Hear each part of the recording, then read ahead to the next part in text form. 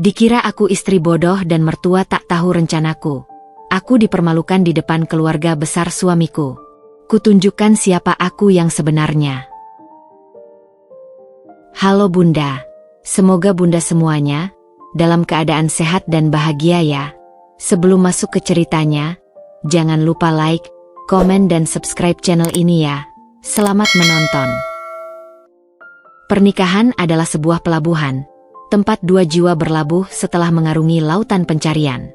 Bagi Alea, pelabuhan itu bernama Reza. Seorang pria yang datang dengan senyum paling tulus, membawa janji-janji yang sehangat mentari pagi.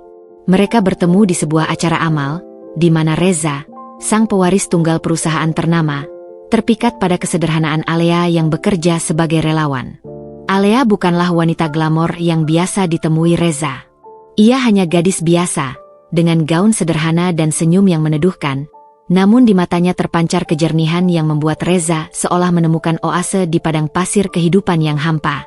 Nyaris setahun sudah Alea menjadi istri Reza. Hubungan mereka, di balik tembok-tembok megah rumah mertuanya, seindah dongeng. Reza adalah suami yang perhatian dan penuh kasih sayang. Ia selalu memastikan Alea merasa nyaman, membela Alea dari sindiran tajam nyonya Renata, ibunya. Nyonya Renata, seorang wanita sosialita yang anggun namun dingin, tidak pernah benar-benar menerima Alea. Baginya, Alea hanyalah gadis kampung yang beruntung bisa menikah dengan putranya. Seorang pembantu yang naik derajat menjadi nyonya. Sindiran itu selalu terlontar, halus namun menusuk, seperti serpihan kaca yang tak terlihat namun bisa melukai. Alea, kamu yakin bisa mengelola pesta keluarga ini? Sindir nyonya Renata suatu sore, saat Alea sibuk memeriksa daftar tamu. Jangan sampai ada yang malu-maluin. Tamu-tamu kita ini bukan sembarang orang. Mereka para petinggi dan kolega bisnis suami kamu. Alea, dengan senyum yang sudah menjadi tameng andalannya, menjawab tenang. Saya akan berusaha, Ma. Reza sudah bantu saya menyusun semuanya. Nyonya Renata mendengus pelan, matanya menyapu Alea dari ujung kaki hingga kepala. Semoga saja. Saya tidak mau nama baik keluarga kita tercoreng. Sikap nyonya Renata yang seperti badai di balik awan mendung, tak pernah bisa membuat Alea membenci mertuanya. Alea tetap berbakti, mencoba memenangkan hati wanita itu dengan kebaikan dan ketulusan. Baginya, seorang ibu adalah sosok yang harus dihormati, apapun yang terjadi. Ia percaya, suatu hari nanti, keikhlasan dan ketulusannya akan meluluhkan hati mertuanya. Hubungan Alea dengan suaminya, Reza, seolah menjadi satu-satunya pelipur lara. Reza adalah tempat ia bersandar, bahu yang selalu siap menampung keluh kesahnya. Maafkan Mama, ya, sayang. Reza sering berbisik di telinga Alea saat malam. Mama hanya ingin yang terbaik untukku. Alea akan tersenyum dan membelai pipi suaminya. Aku mengerti, Mas. Tidak apa-apa. Namun, di balik keharmonisan yang tampak, ada hal-hal kecil yang mulai mengganggu Alea. Hal-hal yang awalnya ia anggap sepele, namun perlahan menumpuk menjadi ganjalan. Reza seringkali meminjam ponsel Alea dengan dalih ingin melihat foto-foto kenangan mereka, namun ia selalu terlihat tegang saat melakukannya. Alea juga menyadari, Reza seringkali menolak panggilan dari nomor yang tidak dikenal saat ia sedang bersama Alea. Suatu malam, saat mereka sedang makan malam romantis, ponsel Reza bergetar. Sebuah pesan masuk. Layar ponselnya menyala, dan Alea tidak sengaja melihat sebagian isi pesan itu. Sebuah nama asing, Laura, dan kalimat, "Jangan lupa, besok kita bertemu di tempat biasa." Hati Alea mencelos, seperti ada palu godam yang menghantam dadanya. Ia segera menepis pikiran buruk. Mungkin itu rekan bisnis Reza, atau klien. Mas, siapa Laura? Alea bertanya hati-hati. Reza segera menarik ponselnya, ekspresinya berubah kaku. Bukan siapa-siapa, klien. Jawabnya singkat, lalu buru-buru mengubah topik pembicaraan. Kejadian itu membuat Alea mulai memasang mata. Ia tahu suaminya berbohong. Ada sesuatu yang tidak beres. Firasat seorang istri, yang seringkali tajam seperti silet, mulai bekerja. Alea mulai mengamati gerak-gerik suaminya, memerhatikan setiap perubahan kecil dalam tingkah lakunya. Reza yang dulu selalu tersenyum hangat, kini seringkali terlihat gelisah dan sibuk dengan ponselnya. Sikap Nyonya Renata juga semakin aneh. Ia yang dulu acuh tak acuh, kini seringkali mengajak Alea bicara tentang hal-hal bisnis. Ia bertanya-tanya tentang latar belakang keluarga Alea, tentang kekayaan dan bisnis yang dimiliki keluarganya. Alea, yang memang berasal dari keluarga sederhana, menjawab dengan jujur. Kami hanya keluarga biasa, Ma. Ayah saya sudah meninggal, dan ibu saya pensiunan guru. Nyonya Renata akan mendengus puas setiap kali Alea menjawab begitu. Seolah-olah, setiap kali ia mengonfirmasi kesederhanaan Alea, ia semakin yakin bahwa Alea tidak selevel dengan putranya. Ia tidak pernah tahu bahwa Alea menyimpan rahasia besar yang belum saatnya ia ungkap. Rahasia yang bahkan Reza dan Nyonya Renata tidak akan pernah bisa menebak.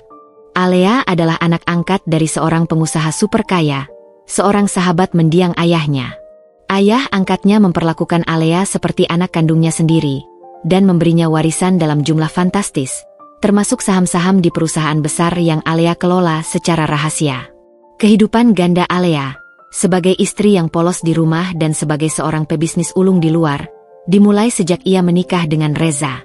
Ia tahu, Reza dan Nyonya Renata tidak akan pernah bisa menerima dirinya yang sebenarnya. Alea sadar, Reza hanya mencintai versi sederhana dirinya, bukan versi dirinya yang cerdas dan sukses. Suatu malam, saat Reza tertidur pulas, Alea mengambil ponsel suaminya. Firasatnya tidak bisa dibohongi. Ia berhasil membuka kuncinya. Dan di sana, ia menemukan bukti yang menghancurkan hatinya. Sebuah galeri berisi foto-foto Reza dengan wanita lain, Laura. Mereka berciuman, berpelukan, dan tertawa lepas. Ada pula rekaman video, berisi percakapan mereka. Kamu yakin dengan rencana kita, sayang? Suara Reza terdengar jelas dalam rekaman. Tentu saja. Dengan cara itu, kita bisa menyingkirkan si Alea dan menguasai perusahaan ibuku. Kita akan menikah, dan semua akan sempurna. Suara Laura menjawab. Hati Alea hancur, tetapi air matanya tidak jatuh. Ia menyimpan semua bukti itu. Ia menyalin semua foto, video, dan pesan-pesan penting ke dalam hard disk miliknya. Ia tidak akan gegabah. Ia akan menunggu saat yang tepat. Ia akan memperlihatkan kepada mereka siapa Alea yang sebenarnya. Mereka mengira aku istri bodoh, batin Alea dalam hati, dan mertua tak tahu rencanaku. Matanya menatap bayangan dirinya di cermin, bukan lagi Alea yang polos dan lugu, melainkan Alea yang penuh tekad dan kekuatan. Malam itu, di dalam kamar yang sunyi, Alea membuat sebuah rencana yang akan mengubah hidupnya, dan kehidupan mereka semua, selamanya. Ia tidak akan membiarkan mereka menang. Ia akan membongkar semua kebusukan mereka, tidak hanya untuk dirinya, tetapi juga untuk kehormatan dirinya dan keluarga yang ia cintai. Rencana itu ia susun dengan rapi, langkah demi langkah, seperti seorang jenderal yang merancang strategi perang. Ia akan melayani kebohongan mereka, membiarkan mereka menang untuk sementara, sampai saatnya tiba, saat ia akan menunjukkan siapa dirinya di hadapan semua orang yang merendahkannya. Malam semakin larut. Alea kembali ke sisi suaminya, berbaring dengan mata terbuka. Ia berpura-pura tidur. Hatinya sakit, namun pikirannya fokus. Semua kebaikan yang selama ini ia berikan, semua pengabdiannya pada keluarga Reza, semua itu hanyalah omong kosong bagi mereka. Ia tak lebih dari pion dalam permainan kotor mereka. Namun, mereka tidak tahu, pion yang mereka anggap lemah itu adalah ratu yang akan membalikan seluruh papan catur. Mulai sekarang, setiap senyumnya adalah sebuah topeng. Setiap anggukan kepalanya adalah strategi. Ia akan membiarkan mereka merasa di atas angin, hingga saatnya tiba, saat badai yang ia siapkan akan menerpa mereka, menghancurkan semua kebohongan yang telah mereka bangun.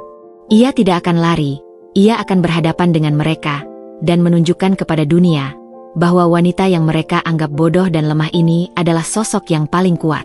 Hari-hari berikutnya terasa seperti pertunjukan sandiwara. Alea memainkan perannya sebagai istri yang polos dan lugu dengan sempurna.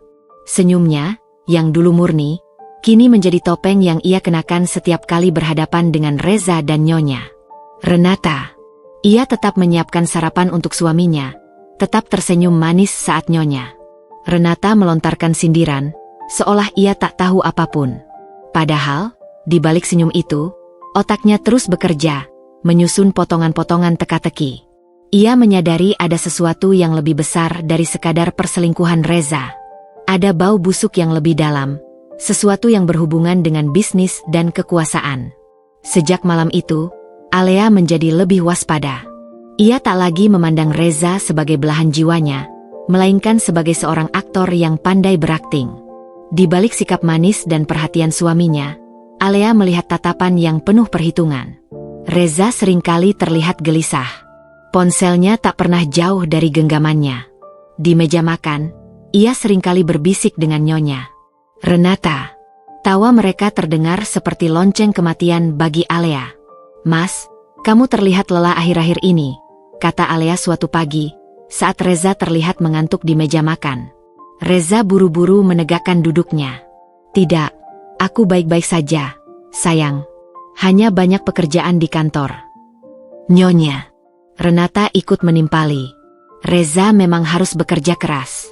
Perusahaan kita sedang memasuki fase krusial. Alea, tentu saja kamu tidak mengerti hal-hal seperti ini."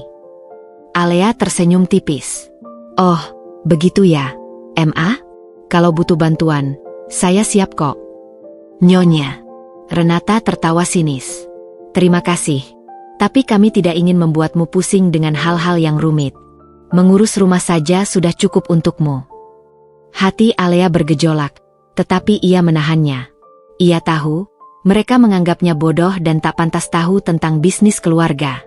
Mereka tidak tahu, di balik sosok Alea yang sederhana, ia adalah seorang CEO yang memimpin perusahaan multinasional yang jauh lebih besar dari perusahaan mereka. Sebuah perusahaan yang selama ini ia kelola secara diam-diam, yang bahkan namanya pun tidak pernah didengar oleh Reza dan Nyonya Renata. Suatu sore, saat Reza sedang mandi, ponselnya berdering. Nama Laura muncul di layar. Alea, yang sudah tahu segalanya, membiarkan panggilan itu berakhir. Tak lama kemudian, pesan masuk. "Sayang, aku sangat merindukanmu. Kapan kita bisa bertemu lagi?" Alea tidak membalas. Ia hanya mengambil ponselnya dan memotret layar itu. Bukti demi bukti ia kumpulkan, seperti seorang detektif yang sedang menginvestigasi kasus besar. Ia menyadari, ada skenario yang lebih besar sedang dimainkan. Reza dan Laura tampaknya bersekongkol untuk menjatuhkan perusahaan keluarga Reza, dan di saat yang sama, menjatuhkan Alea. Beberapa hari kemudian, Nyonya Renata tiba-tiba mengajak Alea makan siang berdua. Ini adalah hal langka yang tidak pernah terjadi. Nyonya Renata memilih restoran mewah, di mana banyak teman-teman sosialitanya berada. "Alea, Mama sudah lama ingin membicarakan ini."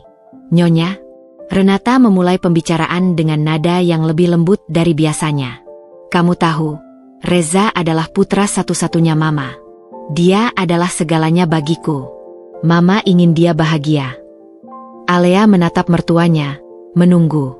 Ia tahu, ini hanyalah bumbu-bumbu manis sebelum racun disajikan. "Mama tahu kamu mencintai Reza. Tapi, jujur saja, kalian berdua tidak selevel. Apalagi sekarang, keluarga kita sedang menghadapi masalah finansial yang cukup serius. Perusahaan sedang goyah. Kami butuh pendanaan besar untuk menyelamatkannya. Kami butuh menantu yang bisa membantu. Alea." Nyonya Renata meletakkan tangannya di atas tangan Alea. Senyumnya seperti ular berbisa. Seorang menantu yang bisa membawa investor besar. "Mengerti, kan?" Alea mengangguk. "Saya mengerti, Ma. Tapi apa yang bisa saya bantu?" Nyonya Renata kembali tertawa sinis. "Itu dia masalahnya, Alea. Kamu tidak bisa membantu apa-apa. Kamu tidak memiliki relasi bisnis yang kuat. Itulah mengapa Mama tidak bisa membiarkan Reza terus bersamamu. Dia harus menikah dengan wanita yang bisa menyelamatkan perusahaan kita." Percakapan itu membuat Alea yakin. Nyonya Renata dan Reza tidak hanya berencana menceraikannya, tetapi juga menjadikan pernikahan mereka sebagai alat untuk mendapatkan kekayaan. Mereka sengaja memilih Alea yang dianggap polos dan bodoh, lalu setelah mereka puas, mereka akan membuangnya. Dan wanita yang akan menggantikannya adalah Laura. Maaf, Ma. Alea berkata dengan suara bergetar yang dibuat-buat, tapi saya mencintai Reza. Cinta tidak bisa memberi makan perut yang lapar. Alea, kata Nyonya Renata dengan nada dingin. Percayalah pada Mama. Reza juga tidak akan bahagia denganmu jika perusahaan kita bangkrut. Dia akan menjadi pria miskin, dan kamu akan menyesal menikah dengannya. Alea tidak menyahut. Ia hanya menunduk, pura-pura sedih. Nyonya Renata tersenyum penuh kemenangan. Ia mengira Alea sudah menyerah dan termakan oleh kata-katanya. Ia tidak tahu bahwa di dalam hati Alea, sebuah rencana balasan yang jauh lebih kejam sudah matang. Beberapa hari kemudian, sebuah undangan mewah sampai di rumah. Pesta perayaan ulang tahun Reza, yang akan diadakan di sebuah ballroom hotel bintang 5. Alea tahu, ini adalah panggung utama. Disinilah mereka akan melancarkan serangan pamungkas mereka. Sebuah jebakan yang akan membuat nama Alea hancur di hadapan keluarga besar dan para pebisnis. Reza tampak antusias mempersiapkan pesta itu. Ia seringkali berbisik dengan Nyonya Renata, merencanakan sesuatu. Alea hanya mengamati dari jauh, seolah ia tak punya kepentingan apapun. Mas, bajuku apa ya untuk pesta nanti? Tanya Alea suatu malam. Reza hanya mengangkat bahu. Pakai saja gaun yang sudah kamu punya. Tidak perlu yang mewah, sayang. Kita harus hemat. Alea tersenyum masam. Baiklah, Mas. Ia tahu, ini bagian dari rencana mereka untuk membuatnya terlihat tidak pantas di pesta. Ia sudah memiliki rencana lain. Ia menghubungi asisten pribadinya, pria bernama David, yang selama ini membantunya mengelola perusahaannya. David, saya ingin kamu siapkan gaun terbaik dari butik kita. Dan pastikan semua dokumen yang saya minta sudah siap. Siapkan tim media dan hubungi pengacara saya. Waktunya sudah dekat, bisik Alea melalui telepon, memastikan Reza tidak mendengar. Baik, Nona Alea, jawab David dengan suara tegas. Semua sudah siap. Tinggal menunggu instruksi dari Anda. Hati Alea berdebar, bukan karena takut, melainkan karena ia sudah tidak sabar. Ia akan menunjukkan kepada mereka semua, bahwa istri bodoh yang selama ini mereka remehkan, adalah wanita yang jauh lebih kuat dari apa yang mereka bayangkan. Di balik semua kecurigaan dan rasa sakit, Alea tetap tenang. Ia seperti danau yang permukaannya tenang, namun di kedalamannya, arus deras sedang bergerak. Ia membiarkan Reza dan Nyonya Renata merayakan kemenangan kecil mereka. Ia membiarkan mereka membangun jebakan, karena ia tahu, jebakan yang mereka buat akan menjadi alat yang akan menghancurkan mereka sendiri. Alea tidak akan lari. Ia akan tetap berada di sana, di tengah badai, dengan senyum di wajahnya. Ia akan menjadi saksi kehancuran mereka, dan ia akan berdiri tegak di atas puing-puing kebohongan yang telah mereka bangun. Ia tahu, setelah badai ini, ia akan menemukan kedamaian sejati, sebuah kebahagiaan yang tidak akan pernah bisa diukur dengan kekayaan.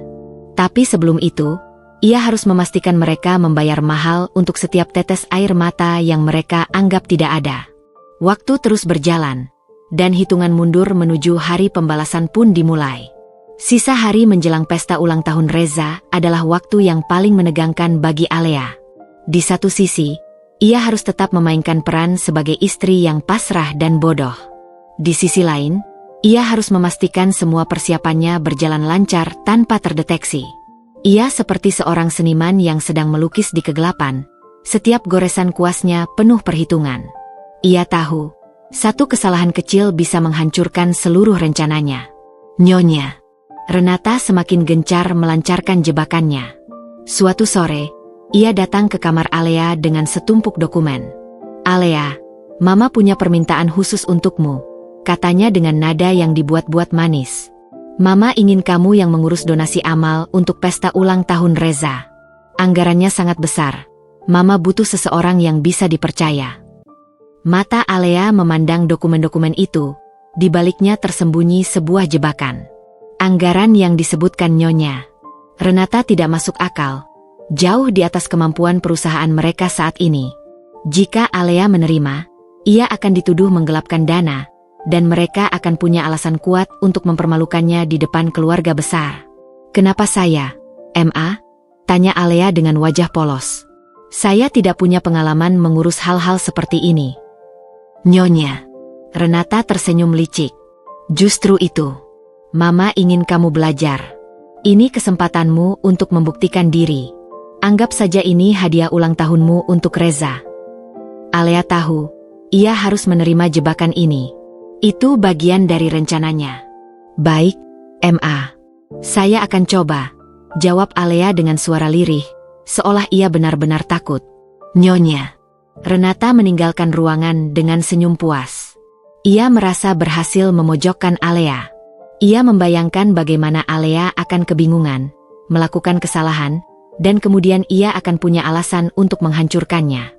Namun, Nyonya Renata tidak tahu, Alea tidak akan melakukan kesalahan. Ia akan mengubah jebakan ini menjadi bumerang. Segera setelah Nyonya Renata pergi, Alea menelepon David. David, aku butuh bantuanmu, katanya. Anggaran donasi amal keluarga mereka tidak seimbang. Aku butuh tim audit rahasia untuk memeriksa keuangan perusahaan mereka. Baik, Nona Alea. Segera saya urus, jawab David. Tapi, kenapa tiba-tiba? Alea menjelaskan semuanya. Aku ingin tahu seberapa parah kerugian mereka. Dan aku butuh bukti kuat bahwa mereka memang sengaja menguras dana perusahaan. Gunakan nama samaran. Jangan sampai mereka tahu ini dari kita. Selama beberapa hari berikutnya, Alea bekerja keras. Ia berpura-pura stres dan kewalahan saat Reza dan Nyonya Renata bertanya tentang persiapan donasi. Alea, sudah sampai mana persiapannya? Tanya Reza suatu malam. Jangan sampai ada yang kurang. Aku sudah coba, Mas. Tapi ini terlalu rumit. Aku bingung harus mulai dari mana, jawab Alea, memainkan perannya dengan sangat baik.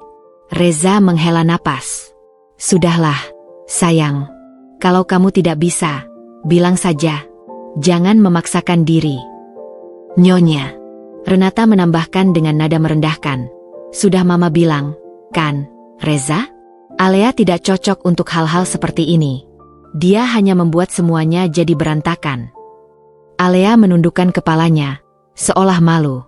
Namun di balik rambutnya, senyum tipis terukir di bibirnya. Mereka tidak tahu, di balik layar, Alea sudah menyusun strategi yang matang. Ia sudah menemukan beberapa lubang dalam laporan keuangan perusahaan. Dana-dana yang seharusnya digunakan untuk operasional, justru dialirkan ke rekening-rekening pribadi, termasuk rekening Reza dan Laura. Alea juga berhasil menemukan bukti bahwa Nyonya Renata telah menjual beberapa aset perusahaan secara ilegal, tanpa sepengetahuan Dewan Direksi. Dana penjualan itu digunakan untuk membeli perhiasan dan barang-barang mewah untuk Nyonya Renata sendiri. Alea menyalin semua bukti itu ke dalam flash disk yang ia sembunyikan di sebuah loker rahasia. Suatu siang, saat Alea sedang mempersiapkan donasi, Nyonya Renata datang ke ruang kerja. Alea, kamu terlihat bingung. Biar Mama bantu, katanya, mendekat. Nyonya Renata sengaja menjatuhkan sebuah map berisi dokumen-dokumen keuangan. Alea, yang sudah tahu rencana mertuanya, dengan cepat mengambil dokumen itu. Nyonya Renata lalu menunjuk sebuah angka besar di salah satu lembar dokumen. Lihat, Alea, donasi ini jumlahnya sangat besar. Kamu harus sangat hati-hati. Salah sedikit saja, bisa dianggap korupsi. Dan itu bisa membuatmu dipenjara. Alea menatap mertuanya. Mama tahu saya tidak akan melakukan itu. Mama tahu, kata Nyonya Renata, matanya berkilat licik. Tapi orang lain tidak akan tahu. Ia tahu, ia telah berhasil menakut-nakuti Alea. Ia merasa menang.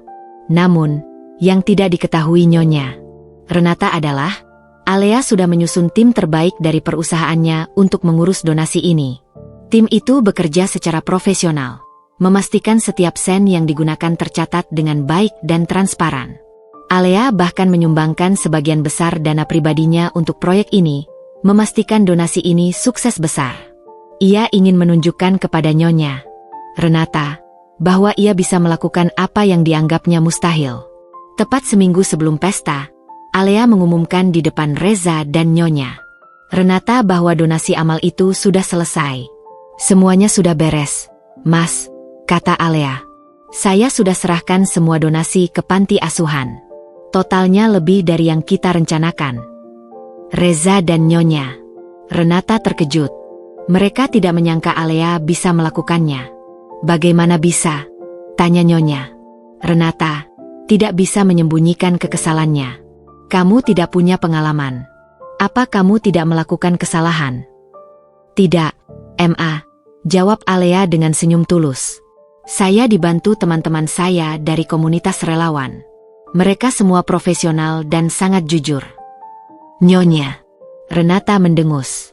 Baiklah, kita lihat saja nanti. Ia tidak percaya.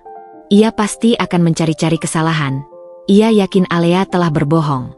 Namun, yang ia temukan adalah kebalikannya. Panti asuhan yang menerima donasi itu mengadakan acara syukuran besar-besaran dan mengundang pers. Di acara itu, mereka memuji-muji Alea sebagai sosok malaikat yang telah membantu mereka keluar dari kesulitan. Nama Alea mencuat di media, disebut-sebut sebagai istri pengusaha yang berhati mulia. Reza dan Nyonya Renata geram. Rencana mereka untuk menjebak Alea justru menjadi bumerang. Reputasi Alea naik, dan mereka tidak bisa berbuat apa-apa. Nyonya Renata memandang Alea dengan tatapan penuh kebencian. Kamu tidak secerdas itu, Alea, bisiknya. Pasti ada sesuatu yang kamu sembunyikan. Alea hanya tersenyum. Terima kasih, Ma, atas pujiannya. Ia tahu, ia sudah memenangkan babak ini. Tapi pertempuran yang sebenarnya baru akan dimulai.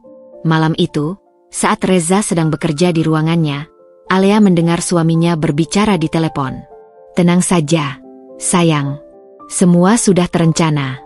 Pesta nanti adalah panggungnya. Kita akan menunjukkan siapa dirinya yang sebenarnya. Dia akan malu di depan semua orang. Alea menyelinap ke dekat pintu, mendengarkan. Ya, Laura. Aku sudah siapkan video palsunya. Pengacaraku juga sudah siap. Begitu dia dipermalukan, aku akan menceraikannya. Semua akan berakhir. Hati Alea berdarah, tetapi ia tidak menunjukkan emosi. Ia sudah tahu semua ini. Ia sudah mempersiapkan segalanya. Ia tahu, Reza dan Nyonya Renata akan menggunakan video palsu untuk menuduhnya berselingkuh. Tapi mereka tidak tahu, video palsu itu akan menjadi senjata yang akan berbalik menghancurkan mereka. Alea kembali ke kamarnya. Tatapannya kini berubah menjadi baja yang membara. Ia memegang ponselnya, membuka sebuah folder tersembunyi. Di dalamnya terdapat rekaman-rekaman audio yang ia rekam secara rahasia. Percakapan antara Reza dan Nyonya Renata tentang rencana menjebaknya. Percakapan antara Reza dan Laura yang penuh dengan kata-kata mesra dan rencana jahat. Setiap kata-kata itu adalah bom waktu yang ia tanam di bawah kaki mereka. Ia akan membiarkan mereka menari di atas panggung kebohongan yang mereka ciptakan. Ia akan membiarkan mereka berteriak dan menuduh. Ia akan membiarkan mereka merasa menang. Lalu, saat mereka sudah berada di puncak arogansi mereka, ia akan menarik karpet yang mereka pijak dan membuat mereka jatuh sedalam-dalamnya. Waktu terus berjalan. Tik-tok, tik-tok. Hitungan mundur menuju malam pesta. Malam di mana semua topeng akan terbuka. Malam di mana kebenaran akan muncul. Malam di mana Alea akan menunjukkan kepada semua orang siapa dirinya yang sebenarnya. Ia tidak lagi peduli pada Reza, pada Nyonya Renata, atau pada apapun. Ia hanya peduli pada satu hal, menunjukkan kepada dunia bahwa wanita yang mereka sebut bodoh adalah sang ratu yang siap membalikan semua keadaan. Babak demi babak telah ia lewati, kini saatnya menuju babak klimaks. Ia siap. Hampir seminggu berlalu sejak Alea membuktikan dirinya sukses mengurus acara donasi. Kemenangan kecil itu justru membuat Nyonya Renata semakin geram. Matanya selalu menatap Alea penuh kecurigaan, seolah ia sedang mencari-cari kesalahan yang tersembunyi. Alea tahu, Nyonya Renata tidak akan menyerah. Ia pasti akan menciptakan jebakan lain. Dan dugaannya benar. Suatu sore, saat Alea sedang bersantai di ruang keluarga, Nyonya Renata masuk dengan wajah panik yang dibuat-buat. Alea, kamu lihat kalung berlian Mama tidak? Tanyanya dengan suara bergetar. Alea menatapnya, bingung. Kalung berlian yang mana, Ma? Kalung yang Mama pakai saat makan malam kemarin. Yang Mama simpan di kotak perhiasan di kamar. Jawab Nyonya Renata. Suaranya naik 1 oktav. Mama sudah cari di mana-mana, tapi tidak ada. Alea terdiam. Firasatnya langsung bekerja. Ini dia, jebakan yang baru. Nyonya Renata tidak akan pernah menanyakan hal sepele seperti ini kecuali ada maksud tersembunyi. Saya tidak tahu, Ma. Saya tidak pernah masuk kamar Mama. Jawab Alea tenang. Nyonya Renata mulai meneteskan air mata. Bagaimana bisa? Jangan-jangan. Ia menatap Alea dengan tatapan penuh tuduhan. Jangan-jangan kamu yang mengambilnya, Alea.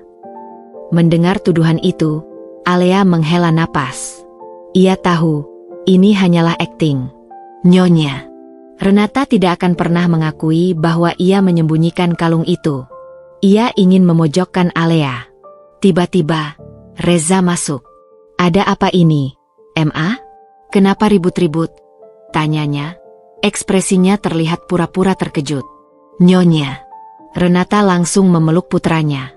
Reza, kalung berlian Mama hilang. Mama sudah cari kemana-mana, tapi tidak ada.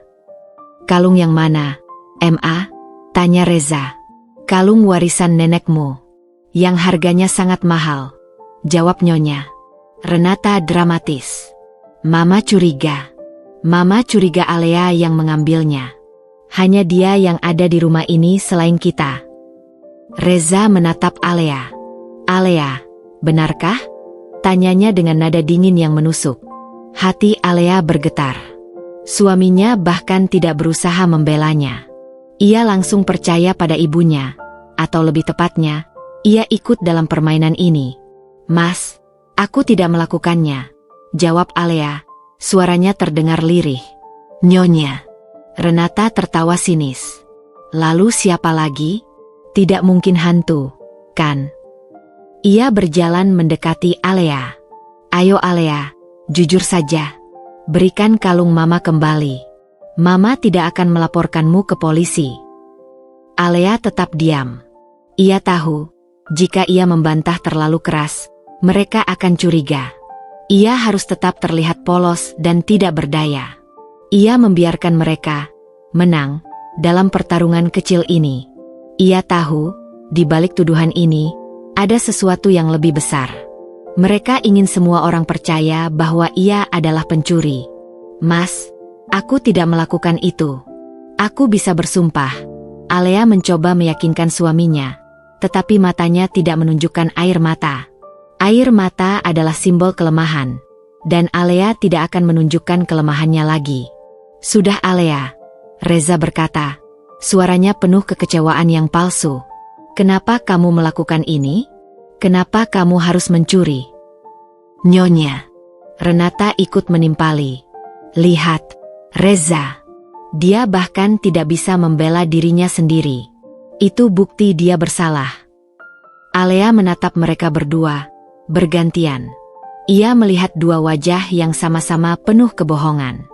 Ia menyadari, pernikahan yang selama ini ia anggap suci, hanyalah sebuah alat bagi mereka untuk mencapai tujuan mereka. Hatinya yang dulu hancur, kini berubah menjadi batu. Ma, saya tidak mencuri. Dan saya tidak akan mengakui sesuatu yang tidak saya lakukan, kata Alea dengan suara tegas, tidak lagi lirih. Nyonya Renata dan Reza terkejut. Mereka tidak menyangka Alea akan berani melawan. Jadi, kamu menuduh Mama berbohong? Nyonya Renata menatapnya tajam. Saya hanya mengatakan kebenaran, jawab Alea. Reza menghela napas. Baiklah, masalah ini kita lupakan saja. Tapi Alea, kamu harus minta maaf pada Mama. Minta maaf untuk apa, Mas? Aku tidak salah, kata Alea. Nyonya. Renata menggebrak meja. Alea, jangan kurang ajar. Kamu sudah mencuri kalung Mama, dan sekarang kamu tidak mau minta maaf? Apa kamu tidak punya etika? Alea tidak menyahut. Ia hanya menatap mereka dengan tatapan dingin. Ia tahu, mereka ingin ia berlutut, menangis, dan meminta maaf. Ia tidak akan melakukannya. Ia akan membiarkan mereka menikmati kemenangan semu ini. Mereka bisa saja menuduhnya mencuri, tapi mereka tidak akan pernah bisa membuktikan. Malam itu, saat Alea berbaring di tempat tidur, Reza datang. Ia duduk di pinggir kasur. Alea, kenapa kamu tidak minta maaf saja pada Mama? Masalah ini akan selesai. Kenapa aku harus minta maaf untuk sesuatu yang tidak aku lakukan? Tanya Alea, suaranya penuh kekecewaan. Mas, apa kamu benar-benar percaya aku mencuri? Reza terdiam. Ia tidak bisa menjawab. Ia hanya bisa mengalihkan pandangannya. Tatap aku, Mas. Tatap aku dan katakan, kamu percaya pada ibumu, bukan pada istrimu, desak Alea. Reza tidak bisa melakukannya. Ia hanya bisa menghela napas. Sudahlah, Alea. Mama hanya sedang emosi. Besok juga dia akan lupa. Ini bukan soal Mama emosi, Mas. Ini soal kepercayaan. Jika kamu tidak bisa percaya padaku, lalu untuk apa pernikahan ini? Tanya Alea. Reza tidak menjawab. Ia hanya menunduk, lalu pergi. Alea tahu, itu adalah jawaban. Ia tidak lagi peduli pada Reza. Ia hanya peduli pada satu hal, membalikkan semua keadaan. Keesokan harinya, Alea menelepon David. David, aku butuh bantuanmu lagi. Aku ingin kamu minta tim investigasi kita untuk mencari tahu di mana kalung berlian itu disembunyikan. Aku tahu mereka menyembunyikannya. Aku butuh bukti. Baik, Nona Alea. Segera saya urus, jawab David. Beberapa hari kemudian, David kembali dengan berita. Timnya berhasil melacak lokasi kalung itu. Ternyata, kalung itu disembunyikan di sebuah kotak deposit pribadi di bank, atas nama Nyonya Renata.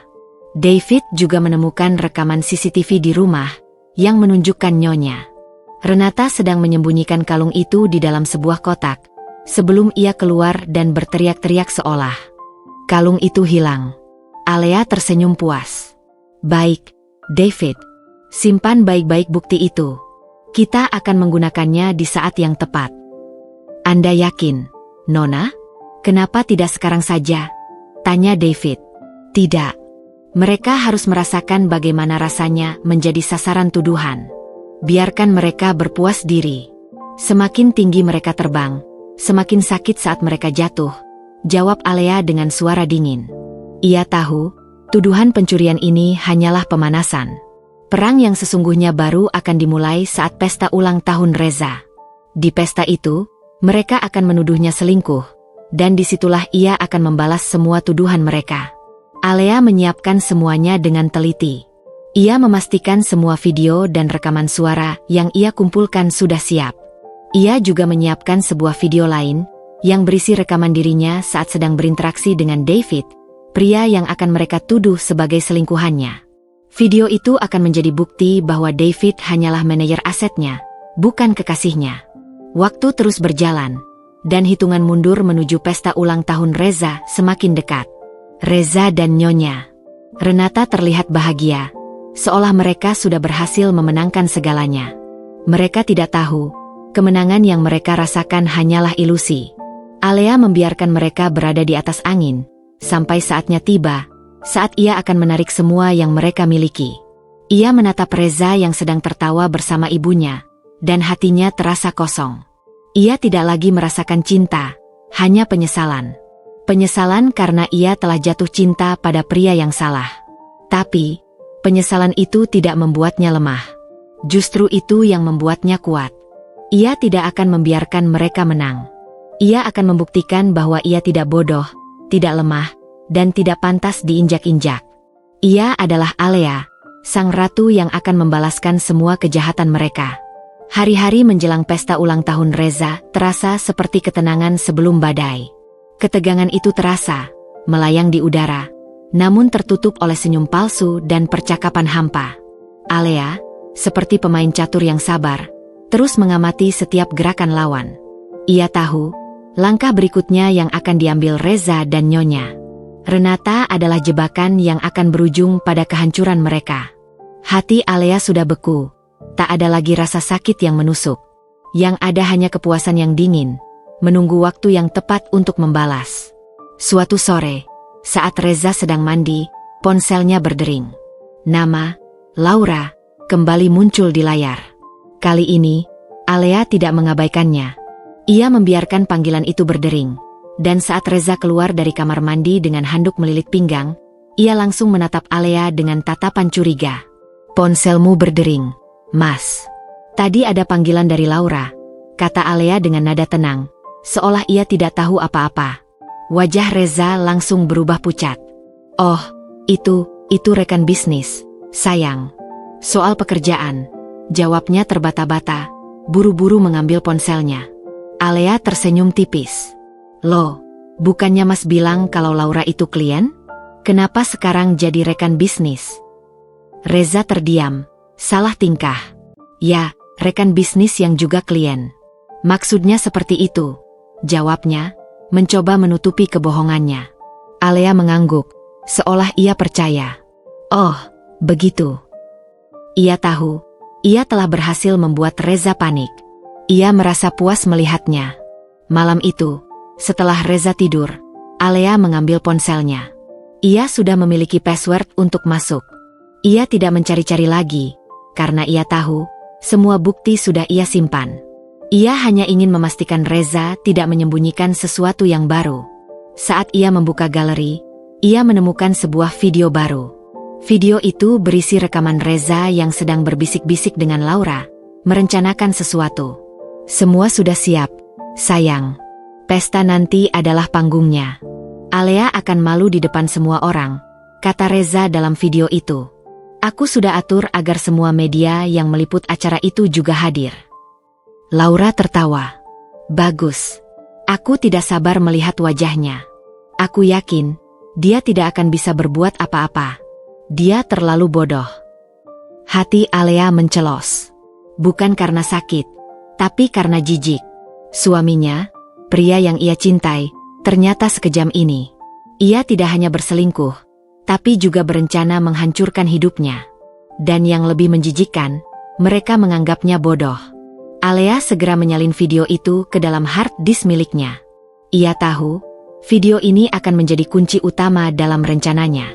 Ia akan membiarkan mereka memutar video palsu yang mereka buat, dan ia akan memutar video ini sebagai balasan.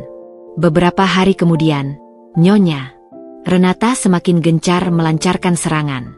Ia sengaja mengundang para sosialita dan ibu-ibu pengusaha untuk datang ke rumahnya. "Alea, Mama sudah mengundang teman-teman Mama untuk makan siang. Tolong siapkan semuanya." "Ya, Mama tidak mau ada yang kurang," perintah Nyonya Renata dengan nada angkuh. Alea mengangguk. Ia tahu, ini hanyalah bagian dari rencana mereka untuk membuatnya terlihat seperti pembantu. Ia menyiapkan semuanya dengan sempurna. Hidangan lezat, minuman segar, dan dekorasi yang cantik. Saat para tamu datang, mereka semua terkejut. "Renata, menantumu yang menyiapkan semua ini?" tanya salah satu teman Nyonya.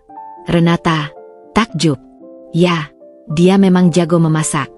Tapi, sayang sekali, dia tidak pandai bergaul. Dia tidak bisa mengikuti pembicaraan bisnis kami," jawab Nyonya Renata, merendahkan Alea. Alea hanya tersenyum. Ia tahu, Nyonya Renata sedang berusaha keras menjatuhkannya di mata teman-temannya. Tapi, ia tidak peduli. Ia hanya peduli pada satu hal, membalikkan semua keadaan. Salah seorang sosialita, Nyonya Karina, datang mendekat. Alea, kamu sangat pintar. Kami semua terkesan. Kau tahu, kami butuh seseorang sepertimu untuk mengelola acara amal kami. Maukah kau bergabung dengan kami? Nyonya. Renata langsung menyela. Maaf, Karina. Alea tidak bisa. Dia sangat sibuk mengurus rumah. Alea menatap Nyonya. Renata, lalu tersenyum pada Nyonya. Karina.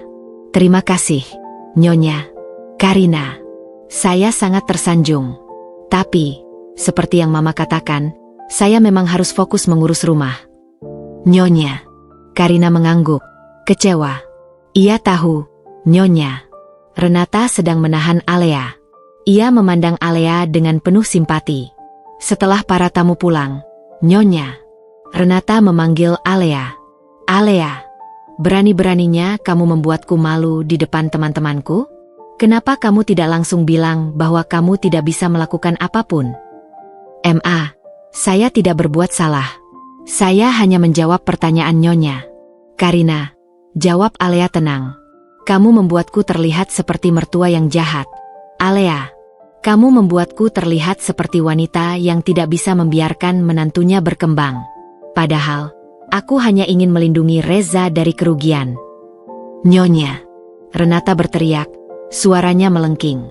Melindungi Reza dari kerugian atau melindunginya dari kehancuran karena ulah kalian sendiri. Batin Alea dalam hati. Reza masuk, melihat pertengkaran itu.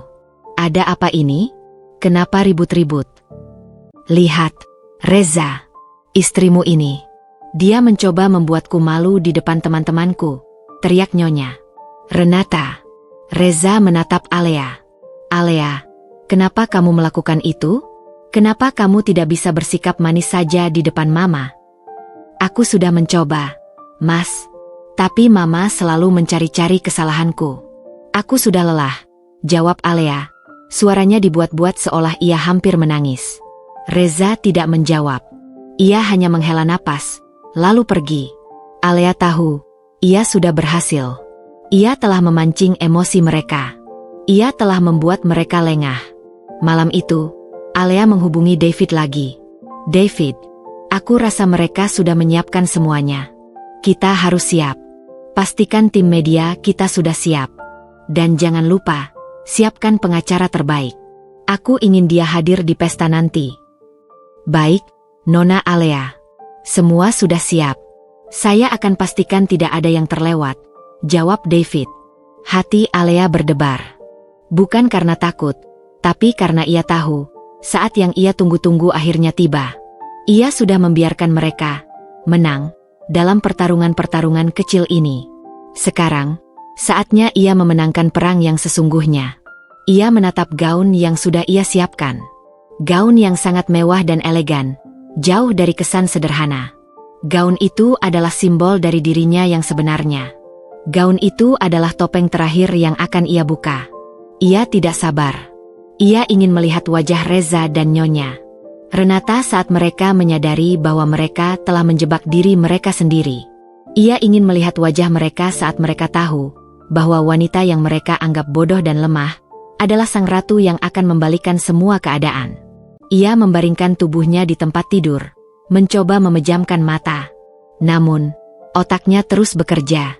Ia membayangkan setiap detail pesta, setiap kata yang akan ia ucapkan, setiap tatapan yang akan ia berikan. Ia tidak akan membiarkan mereka menang. Tidak akan pernah. Ini adalah malam balas dendamnya, dan ia akan menikmatinya. Ia tidak sabar untuk menunjukkan kepada mereka siapa Alea yang sebenarnya. Malam itu, malam yang ditunggu-tunggu, akhirnya tiba. Malam di mana pesta ulang tahun Reza akan diselenggarakan. Malam yang akan menjadi saksi bisu dari kehancuran dan kebangkitan. Alea duduk di depan cermin rias, menatap bayangan dirinya. Ia tidak lagi melihat Alea yang polos dan lugu. Yang ia lihat adalah seorang wanita dengan mata yang dingin, sorot mata yang penuh dengan tekad dan kekuatan. Di sampingnya, tergantung sebuah gaun malam berwarna royal blue yang sangat elegan, jauh dari kesan sederhana yang biasa ia kenakan. Gaun itu adalah simbol dari dirinya yang sesungguhnya. Gaun ini akan membuat mereka terkejut. Nona, bisik David, asisten pribadinya, yang kini berdiri di belakangnya. Mereka akan melihat Anda sebagai Alea yang berbeda. Alea tersenyum. Biarkan saja. Aku ingin mereka terkejut. Aku ingin mereka melihat bahwa Alea yang mereka kenal selama ini hanyalah sebuah topeng. Di lantai bawah, Reza dan Nyonya Renata sudah siap. Reza mengenakan setelan jas hitam mahal, terlihat sangat tampan. Nyonya Renata mengenakan gaun merah menyala, tampak sangat anggun dan dominan. Wajah mereka berseri-seri, dipenuhi dengan keyakinan bahwa malam ini adalah malam kemenangan mereka. Reza, kamu yakin semua sudah siap? Tanya Nyonya Renata. Matanya berbinar. Penyiar berita, media, pengacara, semua sudah di tempat. Sudah, Ma. Tenang saja. Begitu Alea datang, kita langsung mulai sandiwaranya. Jawab Reza, tersenyum licik. Aku sudah tidak sabar melihat wajahnya saat dia dipermalukan. Mereka tidak tahu bahwa Alea sudah mendengar percakapan itu. Ia telah memasang alat penyadap kecil di ruangan itu. Ia tahu setiap detail rencana mereka. Ia tahu, di ruang ballroom hotel, mereka sudah menyiapkan proyektor untuk memutar video palsu yang mereka buat. Ia tahu, pengacara yang mereka undang akan langsung menyerahkan surat cerai kepadanya. Alea turun dari tangga, melangkah perlahan. Setiap langkahnya adalah sebuah deklarasi. Gaun royal blue-nya membalut tubuhnya dengan sempurna, membuatnya terlihat sangat anggun dan berkelas. Rambutnya disanggul rapi, memperlihatkan lehernya yang jenjang. Wajahnya yang biasa polos, kini dipoles dengan riasan tipis, membuatnya terlihat sangat memesona. Reza dan Nyonya Renata menatapnya, terkejut. Mereka tidak menyangka Alea akan tampil secantik itu. Nyonya Renata, yang tadinya tersenyum, kini mengerutkan kening. Alea, dari mana kamu dapat gaun itu? Itu pasti sangat mahal, kata Nyonya Renata. Nada suaranya penuh selidik. Alea tersenyum. Saya beli di butik langganan, Ma. Tapi tenang, harganya tidak semahal yang Mama kira. Reza menatapnya, ada sedikit kekaguman di matanya, tetapi ia segera menyembunyikannya. Ayo, sayang, kita sudah ditunggu, katanya, mengulurkan tangannya. Alea tidak menyambut tangan Reza. Ia hanya tersenyum dan berjalan mendahuluinya. Reza terkejut, tetapi ia tidak berani bertanya. Ia tahu, ada sesuatu yang berbeda dari Alea malam ini. Sesampainya di ballroom, mata semua tamu langsung tertuju pada Alea. Mereka semua berbisik-bisik, mengagumi kecantikan dan keanggunan Alea. Alea tersenyum, menyalami satu persatu tamu, termasuk para petinggi bisnis dan teman-teman sosialita Nyonya Renata. Salah seorang teman Nyonya Renata, Nyonya Diana, datang mendekat. Alea, kamu terlihat sangat berbeda malam ini. Cantik sekali. Renata, menantumu ini benar-benar membuatmu terlihat seperti ratu. Nyonya Renata hanya tersenyum hambar. Ia tidak menyangka Alea akan mencuri semua perhatian. Ia merasa rencananya terancam. Ia harus segera melaksanakannya. Semuanya, mohon perhatiannya, teriak Nyonya Renata dari panggung. Selamat datang di pesta ulang tahun putra saya, Reza. Malam ini, kami ingin merayakan bukan hanya ulang tahunnya, tetapi juga masa depan yang lebih baik untuk keluarga kami. Suasana ballroom hening. Reza naik ke atas panggung, berdiri di samping ibunya. Ia mengambil mikrofon. Terima kasih atas kehadiran kalian semua. Saya sangat bahagia bisa merayakan hari spesial ini bersama orang-orang terkasih. Setelah pidato singkat, Nyonya Renata kembali mengambil alih mikrofon. Saya ingin mengumumkan sesuatu yang penting. Kami, keluarga Pradana, telah sepakat untuk membuat sebuah keputusan besar. Ia menatap Alea. Matanya berkilat jahat. Putra saya, Reza, akan menceraikan istrinya, Alea. Sontak, seluruh ballroom gempar. Para tamu berbisik-bisik, terkejut dengan pengumuman itu. Alea, yang berdiri di depan, tetap tenang. Ia tidak menunjukkan emosi apapun. Kenapa? Kenapa mereka harus bercerai? Tanya salah seorang tamu. Nyonya Renata tersenyum licik. Karena Alea telah mencoreng nama baik keluarga kami. Dia telah berselingkuh. Tuduhan itu bagai petir di siang bolong. Semua mata tertuju pada Alea, menunggunya bereaksi. Tetapi Alea tetap tenang. Ia membiarkan Nyonya Renata melanjutkan pidatonya. Kami memiliki bukti. Silakan putar videonya, perintah Nyonya Renata.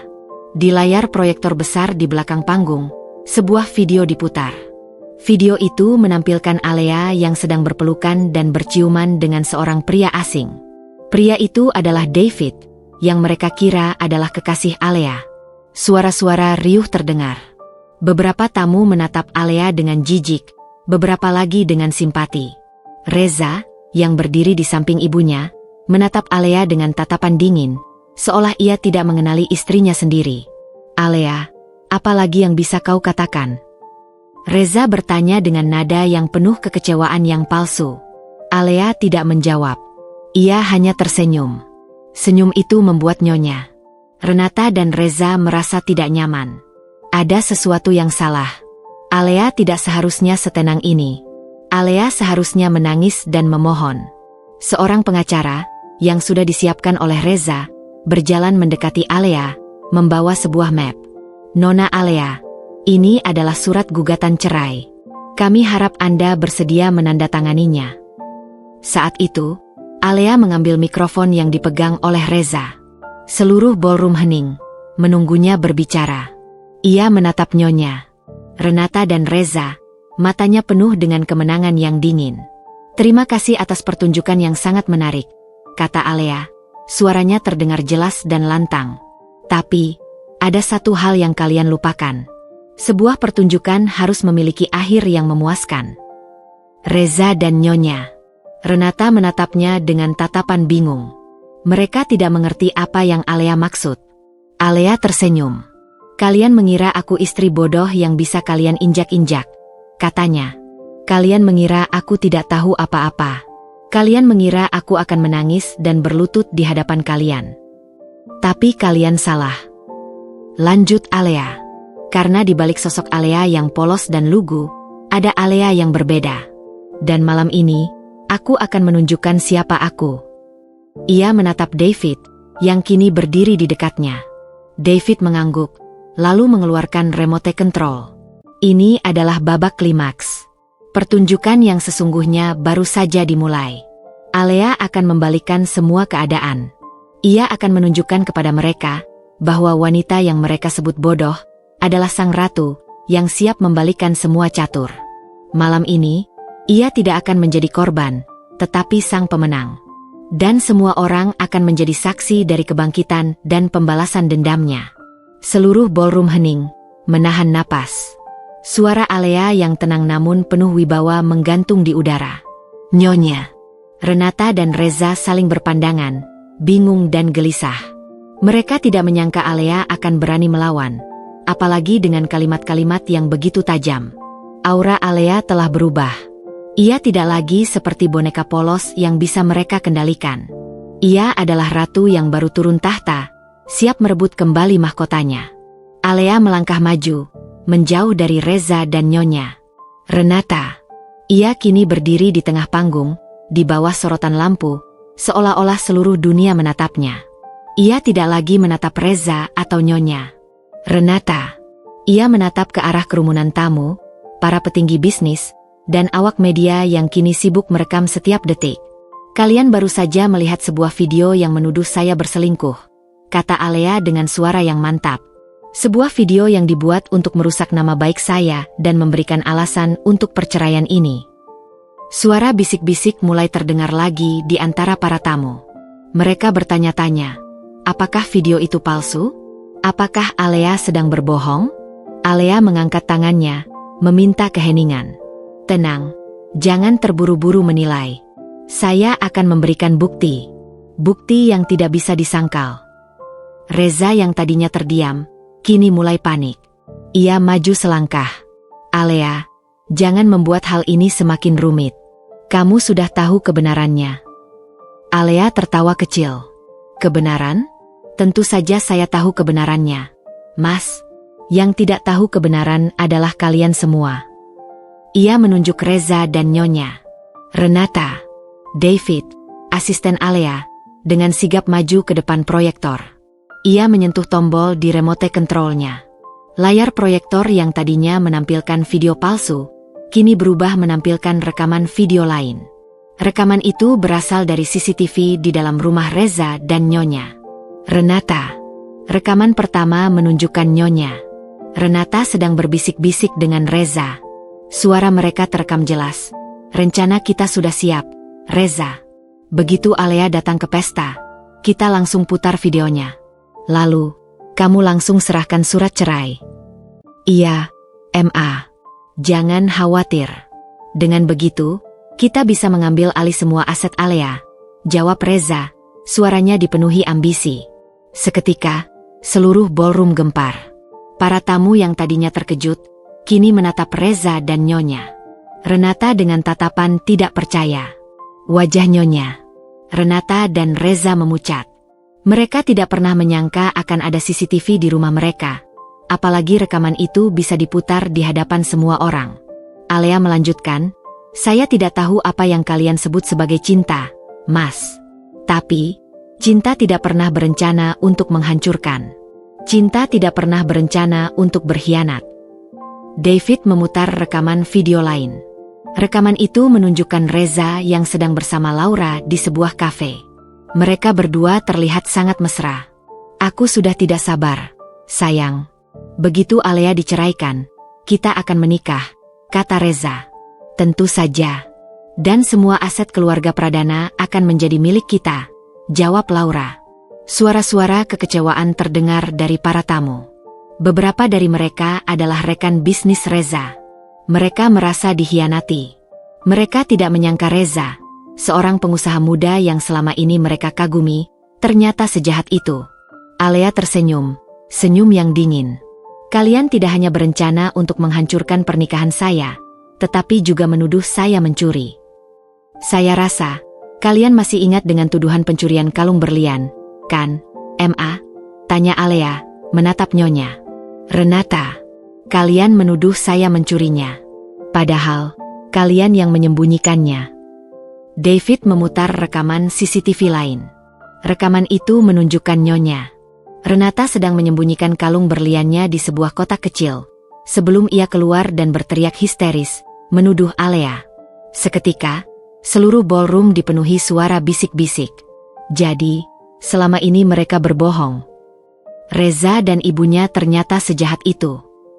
Bagaimana bisa mereka melakukan ini pada menantu mereka sendiri? Nyonya. Renata tidak bisa berkata-kata. Ia hanya bisa menatap Alea dengan tatapan penuh kebencian. Rencananya hancur. Ia tidak bisa lagi bersembunyi. Reza juga sama. Ia menatap Alea dengan tatapan kosong, seolah ia tidak mengenali wanita yang sedang berdiri di depannya. Alea memegang mikrofon erat. Ia merasa seperti seorang jenderal yang baru saja memenangkan pertempuran. Ia tidak lagi takut, tidak lagi sedih. Ia hanya merasa lega. Kalian mengira aku istri bodoh, katanya. Kalian mengira aku tidak tahu apa-apa. Kalian mengira aku bisa kalian permainkan sesuka hati. Tapi kalian salah. Sejak awal, saya sudah tahu rencana kalian. Saya membiarkan kalian memutar video palsu kalian. Saya membiarkan kalian berteriak dan menuduh. Saya membiarkan kalian merasa menang, lanjut Alea. Karena saya tahu, semakin tinggi kalian terbang, semakin sakit saat kalian jatuh. Tiba-tiba, seorang pria parubaya, yang merupakan pengacara yang sudah disiapkan Alea, maju ke depan panggung. Ia membawa sebuah koper kecil. Ia membukanya, dan di dalamnya terdapat tumpukan dokumen. Maaf, Nona Alea. Kami sudah selesai mengaudit laporan keuangan perusahaan Pradana, katanya. Dan kami menemukan sesuatu yang sangat mengejutkan. Alea mengangguk. Silakan, Pak, katanya. Pengacara itu memegang mikrofon. Kami menemukan bukti bahwa perusahaan Pradana sudah mengalami kerugian besar selama 2 tahun terakhir. Kerugian ini disebabkan oleh penggelapan dana yang dilakukan oleh Nyonya Renata, dan investasi-investasi yang salah yang dilakukan oleh Tuan Reza. Seluruh ballroom kembali gempar. Reza dan Nyonya. Renata terkejut. Mereka tidak menyangka Alea bisa melakukan ini. Mereka tidak tahu, Alea sudah menyewa tim audit terbaik di dunia untuk memeriksa laporan keuangan mereka. Pengacara itu melanjutkan. Kami juga menemukan bukti bahwa dana-dana perusahaan dialirkan ke rekening-rekening pribadi, termasuk rekening Tuan Reza dan Nona Laura. Nyonya. Renata tidak bisa menahan emosinya lagi. Ia berteriak, Alea, berhenti. Kamu tidak punya hak untuk melakukan ini. Alea hanya tersenyum. Saya punya hak, Ma. Hak untuk membela diri saya sendiri. Hak untuk menunjukkan kepada semua orang, siapa kalian yang sebenarnya. Tiba-tiba, sebuah suara terdengar dari arah pintu masuk. Dan kami datang untuk membela diri kami sendiri. Semua orang menoleh. Di pintu masuk, berdiri Laura dan ayahnya. Wajah Laura pucat, matanya menatap Reza dengan tatapan penuh kebencian. Reza, kamu bilang kamu mencintaiku, teriak Laura. Tapi kamu hanya menggunakanku untuk mengambil alih perusahaan ayahku. Ayahku, yang selama ini menjadi musuh bebuyutan keluarga Pradana. Reza terkejut. Ia menatap Laura, tidak bisa berkata-kata. Ia tidak menyangka Laura dan ayahnya akan datang, apalagi membongkar semua rahasia mereka. Laura maju ke depan, berdiri di samping Alea. Alea, saya minta maaf. Saya tidak tahu Reza menggunakan saya. Dia bilang dia akan menikahimu dan mengambil alih perusahaanmu. Alea menatap Laura, bingung. Perusahaan saya? Iya. Kamu adalah pewaris tunggal perusahaan multinasional yang jauh lebih besar dari perusahaan kami. Perusahaanmu adalah pesaing terbesar perusahaan ayahku, jawab Laura. Reza bilang dia akan mengambil alih perusahaanmu dan mengambil semua asetmu. Alea tersenyum. Kamu salah, Laura. Aku memang pewaris tunggal perusahaan itu. Tapi Reza dan Nyonya Renata tidak pernah tahu itu. Mereka mengira aku gadis miskin yang bisa mereka permainkan. Mereka mengira aku tidak punya apa-apa. Laura dan semua tamu terkejut. Mereka tidak menyangka Alea memiliki rahasia sebesar itu. Nyonya Renata dan Reza jatuh terduduk. Rencana mereka hancur. Mereka tidak hanya gagal mendapatkan kekayaan, tetapi juga kehilangan nama baik mereka. Alea menatap mereka berdua, matanya dipenuhi dengan kepuasan. Ia telah memenangkan pertempuran. Ia telah membuktikan kepada semua orang bahwa wanita yang mereka sebut bodoh adalah sang ratu yang siap membalikan semua keadaan. Babak klimaks telah berakhir. Pertunjukan yang sesungguhnya telah dimulai. Dan semua orang akan menjadi saksi dari kebangkitan dan pembalasan dendamnya. Ruangan yang tadinya riuh, kini senyap. Hening yang mencekam menyelimuti setiap sudut ballroom. Semua mata tertuju pada Alea yang berdiri tegar di tengah panggung, pada Reza dan Nyonya Renata yang jatuh terduduk, dan pada Laura yang menatap mereka dengan tatapan penuh penyesalan. Suara musik yang tadinya meriah kini digantikan oleh bisik-bisik yang bagai gema di lorong sepi. Setiap kata yang baru saja terucap, setiap bukti yang baru saja tersaji, bagaikan palu godam yang menghantam nama baik keluarga Pradana hingga hancur berkeping-keping. Alea melirik ke arah Reza. Pria itu tampak tak berdaya. Wajahnya pucat pasi, matanya kosong. Ia tidak lagi melihat Reza yang dulu ia cintai. Yang ia lihat hanyalah cangkang kosong dari seorang pria yang telah kehilangan segalanya. Di sampingnya, Nyonya Renata menatap Alea dengan tatapan penuh kebencian yang mendalam. Tatapan yang bisa membakar, jika saja tatapan bisa membakar. Namun, di mata Alea, tatapan itu hanyalah tanda keputusasaan. Seorang pria parubaya, rekan bisnis keluarga Pradana, maju mendekat ke arah panggung. Reza, apa yang sebenarnya terjadi? Apa yang dibilang Alea itu benar? Tanyanya, suaranya terdengar kecewa. Reza tidak menjawab. Ia hanya menunduk, tidak berani menatap mata pria itu. Tentu saja benar, Pak, jawab Alea, suaranya tegas. Dan masih ada lagi. Alea menoleh ke arah David. David mengangguk, lalu memutar rekaman video lain di proyektor. Video itu adalah rekaman percakapan Reza dengan seorang direktur keuangan. Mereka berdua berbisik-bisik, merencanakan untuk menggelapkan dana perusahaan. Kita harus transfer dana ini ke rekening pribadi kita, Pak. Dengan begitu, kita bisa menutupi kerugian perusahaan. Kita juga bisa menyalahkan Alea, kata Reza, suaranya terdengar jelas. Tapi bagaimana kalau ketahuan? Tanya Direktur Keuangan. Tenang saja, Pak. Alea itu bodoh. Dia tidak akan tahu apa-apa, jawab Reza. Rekaman itu membuat para tamu semakin terkejut. Mereka tidak menyangka Reza bisa melakukan hal sekejam itu. Seorang pengusaha muda yang selama ini mereka kagumi, ternyata adalah seorang penipu. Alea melangkah mendekati Reza. Ia menatapnya tepat di mata. Mas, kamu tahu? Sejak awal, aku sudah tahu kalau kamu dan Mama merencanakan semua ini. Aku membiarkan kalian melakukannya. Aku membiarkan kalian mengira kalian sudah menang. Reza mengangkat kepalanya. Ia menatap Alea dengan tatapan kosong. Kenapa, Al? Kenapa kamu melakukan ini? Kenapa? Kamu masih bertanya kenapa? Tanya Alea. Air matanya kini mulai mengalir. Bukan air mata kesedihan, melainkan air mata kekecewaan. Kamu bilang kamu mencintaiku. Tapi di belakangku, kamu berencana untuk menghancurkanku. Kamu berencana untuk menuduhku mencuri. Berencana untuk memfitnahku selingkuh. Kamu bilang kamu mencintaiku, tapi kamu tidak pernah menghargaiku. Kamu mengira aku hanya istri bodoh yang bisa kamu permainkan sesuka hati. Reza tidak bisa berkata-kata. Ia hanya bisa menunduk, merasa malu. Kamu pikir aku tidak punya apa-apa? Kamu pikir aku hanya gadis biasa yang bisa kamu injak-injak? Tanya Alea. Ia kemudian menoleh ke arah David. David, tunjukkan pada mereka siapa aku sebenarnya. David mengangguk. Ia memutar video lain di proyektor. Video itu adalah sebuah presentasi yang menampilkan logo sebuah perusahaan multinasional yang sangat besar, perusahaan yang bergerak di bidang properti dan teknologi. Nama perusahaan itu adalah Aeternum Global Holdings. Di bawah logo itu, tertera tulisan besar, Pewaris Tunggal, Alea Anggraini. Seluruh ballroom gempar. Mata semua tamu terbelalak.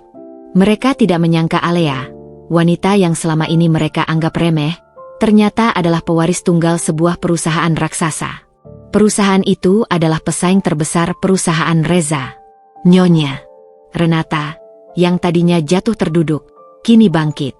Ia menatap Alea dengan tatapan tidak percaya. Tidak mungkin. Kamu bohong. Kamu tidak mungkin pewaris perusahaan itu, teriaknya. Alea tersenyum. Kenapa tidak mungkin? Ma? Mama tidak pernah tahu siapa aku sebenarnya, kan? Mama hanya tahu Alea, istri polos Reza. Tapi Mama tidak tahu Alea Anggraini, seorang CEO perusahaan yang bisa membeli perusahaan Mama dalam sekejap. Nyonya Renata jatuh kembali terduduk. Ia tidak bisa lagi berkata-kata. Rencananya hancur. Ia tidak hanya gagal mendapatkan kekayaan, tetapi juga kehilangan segalanya. Alea melanjutkan, saya tahu, Mas dan Mama berencana untuk mengambil alih perusahaan saya. Kalian berencana untuk menikah dengan Laura, dan kemudian menggunakan dia untuk mendapatkan perusahaan saya. Tapi, kalian tidak pernah tahu bahwa perusahaan itu sudah menjadi milik saya. Saya sudah mengelolanya sejak lama. Reza mengangkat kepalanya. Matanya dipenuhi dengan penyesalan. Alea, aku minta maaf. Aku salah. Aku menyesal. Alea menatapnya, matanya dingin. Maaf? Kamu pikir maaf bisa mengembalikan semua yang sudah kalian hancurkan? Maaf tidak bisa mengembalikan kepercayaan yang sudah kalian hianati, Mas. Ia kemudian mengambil surat gugatan cerai yang ada di tangan pengacara Reza. Ia merobeknya menjadi dua. Saya tidak butuh surat gugatan cerai ini, katanya. Karena saya yang akan menggugat cerai Anda, Mas. Reza terkejut. Ia tidak menyangka Alea akan seberani itu. Alea kemudian menatap kerumunan tamu. Para hadirin sekalian, saya harap kalian semua bisa mengambil pelajaran dari apa yang terjadi malam ini. Jangan pernah meremehkan seseorang hanya karena penampilannya. Karena di balik penampilan yang sederhana, mungkin ada kekuatan yang tidak bisa kalian bayangkan. Setelah itu, Alea membalikkan badannya. Ia tidak lagi menatap Reza atau Nyonya Renata. Ia melangkah pergi, diiringi tepuk tangan meriah dari para tamu. Mereka semua kagum pada keberanian dan ketegasan Alea. Mereka tidak lagi melihatnya sebagai korban, melainkan sebagai pahlawan. Reza dan Nyonya Renata hanya bisa menatap punggung Alea yang semakin menjauh. Mereka tidak bisa berbuat apa-apa. Rencana mereka hancur. Nama baik mereka hancur. Mereka tidak hanya kehilangan Alea, tetapi juga kehilangan segalanya. Di luar ballroom, David sudah menunggu. Ia memakaikan Alea sebuah jaket. "Anda hebat, Nona Alea," katanya. "Terima kasih, David. Tapi ini belum selesai," jawab Alea. "Aku ingin mereka tahu bahwa mereka akan membayar mahal untuk semua yang sudah mereka lakukan." Ia tidak lagi merasakan kesedihan. Ia hanya merasakan kekuatan. Ia telah membuktikan kepada semua orang bahwa wanita yang mereka sebut bodoh adalah sang ratu yang siap membalikan semua keadaan. Babak klimaks telah berakhir. Pertunjukan yang sesungguhnya telah dimulai. Dan semua orang akan menjadi saksi dari kebangkitan dan pembalasan dendamnya. Suasana pesta yang tadinya megah berubah menjadi ruang sidang yang mencekam. Ribuan pasang mata, baik dari tamu undangan maupun awak media, menatap tak percaya pada dua orang yang kini duduk tak berdaya di panggung. Reza dan Nyonya Renata, yang beberapa saat lalu masih berdiri angkuh, kini tampak laksana patung kusam yang baru saja dihantam badai. Wajah mereka pucat pasi, tak mampu menyembunyikan rasa malu yang menusuk hingga ke tulang. Alea, dengan langkah anggun, menuruni panggung. Ia tidak lagi menoleh ke belakang, seolah tak ingin lagi membuang-buang waktu pada dua orang yang sudah mengkhianatinya. David, asisten pribadinya, menyambutnya di ujung tangga. "Nona Alea, saya sudah siapkan mobil," bisik David, suaranya dipenuhi rasa kagum. Alea mengangguk. "Terima kasih, David. Tapi kita tidak akan pulang sekarang." Di tengah kerumunan yang masih terkejut, Alea melihat seorang wanita parubaya, Nyonya Karina, yang beberapa hari lalu pernah ia temui. "Nyonya." Karina mendekat dengan langkah ragu. "Alea, saya tidak tahu harus berkata apa," ucap Nyonya Karina, matanya berkaca-kaca. "Maafkan saya karena pernah meragukanmu." Alea tersenyum hangat. "Tidak apa-apa, Nyonya Karina. Saya mengerti. Semua orang akan percaya pada apa yang mereka lihat. Tapi, mengapa kamu menyembunyikan siapa dirimu yang sebenarnya?" tanya Nyonya Karina, masih tak percaya. "Karena saya tidak ingin dinilai dari seberapa besar kekayaan saya," jawab Alea. "Saya ingin tahu, apakah Reza benar-benar mencintai saya sebagai Alea yang sederhana, bukan sebagai pewaris perusahaan besar. Ternyata, saya salah." Di sudut ruangan, Laura dan ayahnya, T.N. Bram, masih terdiam. T.N. Bram menatap Alea dengan tatapan penuh hormat. Ia tidak pernah menyangka, Alea, yang ia kira hanya istri biasa dari keluarga Pradana, adalah pewaris perusahaan yang selama ini menjadi pesaing terberatnya. T.N. Bram mendekati Alea. "Nona Alea, saya minta maaf atas semua yang telah terjadi," katanya, dengan nada penuh penyesalan. "Putri saya telah dimanfaatkan. Dia tidak tahu apa-apa." Alea menoleh ke arah Laura. Wanita itu tampak menyesal. Air matanya mengalir. "Aku minta maaf, Alea," bisik Laura. "Reza bilang kamu adalah musuh. Dia bilang kamu mencoba menghancurkan kami." Alea mengangguk. "Aku mengerti. Tapi, aku tidak pernah menganggapmu sebagai musuh, Laura. Kita hanya korban dari kejahatan Reza dan ibunya." Setelah itu, Alea menoleh ke arah para awak media. Ia mengangkat tangannya, meminta perhatian. "Saya ingin mengumumkan sesuatu," katanya. "Mulai hari ini, saya akan menggugat cerai Reza Pradana. Dan saya juga akan mengajukan tuntutan hukum atas tuduhan pencemaran nama baik, fitnah, dan penggelapan dana perusahaan." Pernyataan Alea membuat seluruh ruangan kembali riuh. Para wartawan berebut untuk merekam setiap kata. Nyonya Renata, yang masih syok, hanya bisa terdiam. Ia tidak menyangka Alea akan bertindak sejauh ini. Reza yang tadinya diam, kini bangkit. "Alea, jangan lakukan ini. Aku masih mencintaimu," katanya. Suaranya bergetar. Alea menatapnya, matanya dingin. "Cinta? Kamu bilang kamu mencintaiku? Apa kamu tahu, cinta tidak pernah berencana untuk menghancurkan, Mas? Kamu bilang kamu mencintaiku, tapi di belakangku, kamu berencana untuk mengambil semua yang aku miliki." Reza tidak bisa berkata-kata. Ia hanya bisa menunduk, merasa malu. "Kamu pikir aku bodoh? Kamu pikir aku tidak tahu apa-apa?" lanjut Alea. "Sejak awal, aku sudah tahu kalau kamu dan Mama merencanakan ini. Aku membiarkan kalian melakukannya. Aku membiarkan kalian mengira kalian sudah menang. Tapi kalian salah. Karena di balik sosok Alea yang polos dan lugu, ada Alea yang berbeda. Dan malam ini, aku akan menunjukkan siapa aku," kata Alea. Setelah itu, Alea melangkah pergi. Ia tidak lagi menoleh ke belakang. Ia melangkah keluar dari ballroom, meninggalkan Reza dan Nyonya. Renata yang kini menjadi tontonan bagi semua orang. Di luar hotel, David sudah menunggunya. Ia membukakan pintu mobil untuk Alea. "Nona Alea, Anda luar biasa," katanya. "Ini belum selesai, David," jawab Alea. "Aku ingin mereka tahu bahwa mereka akan membayar mahal untuk semua yang sudah mereka lakukan." Ia tidak lagi merasakan kesedihan. Ia hanya merasakan kekuatan. Ia telah membuktikan kepada semua orang bahwa wanita yang mereka sebut bodoh adalah sang ratu yang siap membalikan semua keadaan. Babak klimaks telah berakhir. Pertunjukan yang sesungguhnya telah dimulai. Dan semua orang akan menjadi saksi dari kebangkitan dan pembalasan dendamnya. Ia menatap langit malam yang gelap, tetapi hatinya terasa terang. Ia sudah tidak lagi peduli pada Reza, pada Nyonya, Renata, atau pada apapun. Ia hanya peduli pada satu hal, membalikkan semua keadaan. Ia akan menunjukkan kepada mereka bahwa wanita yang mereka sebut bodoh adalah sang ratu yang siap membalikan semua catur. Malam itu, ia tidak kembali ke rumah Reza. Ia menginap di salah satu hotel miliknya. Ia tidak ingin lagi melihat wajah Reza dan Nyonya Renata. Ia hanya ingin fokus pada rencana balas dendamnya.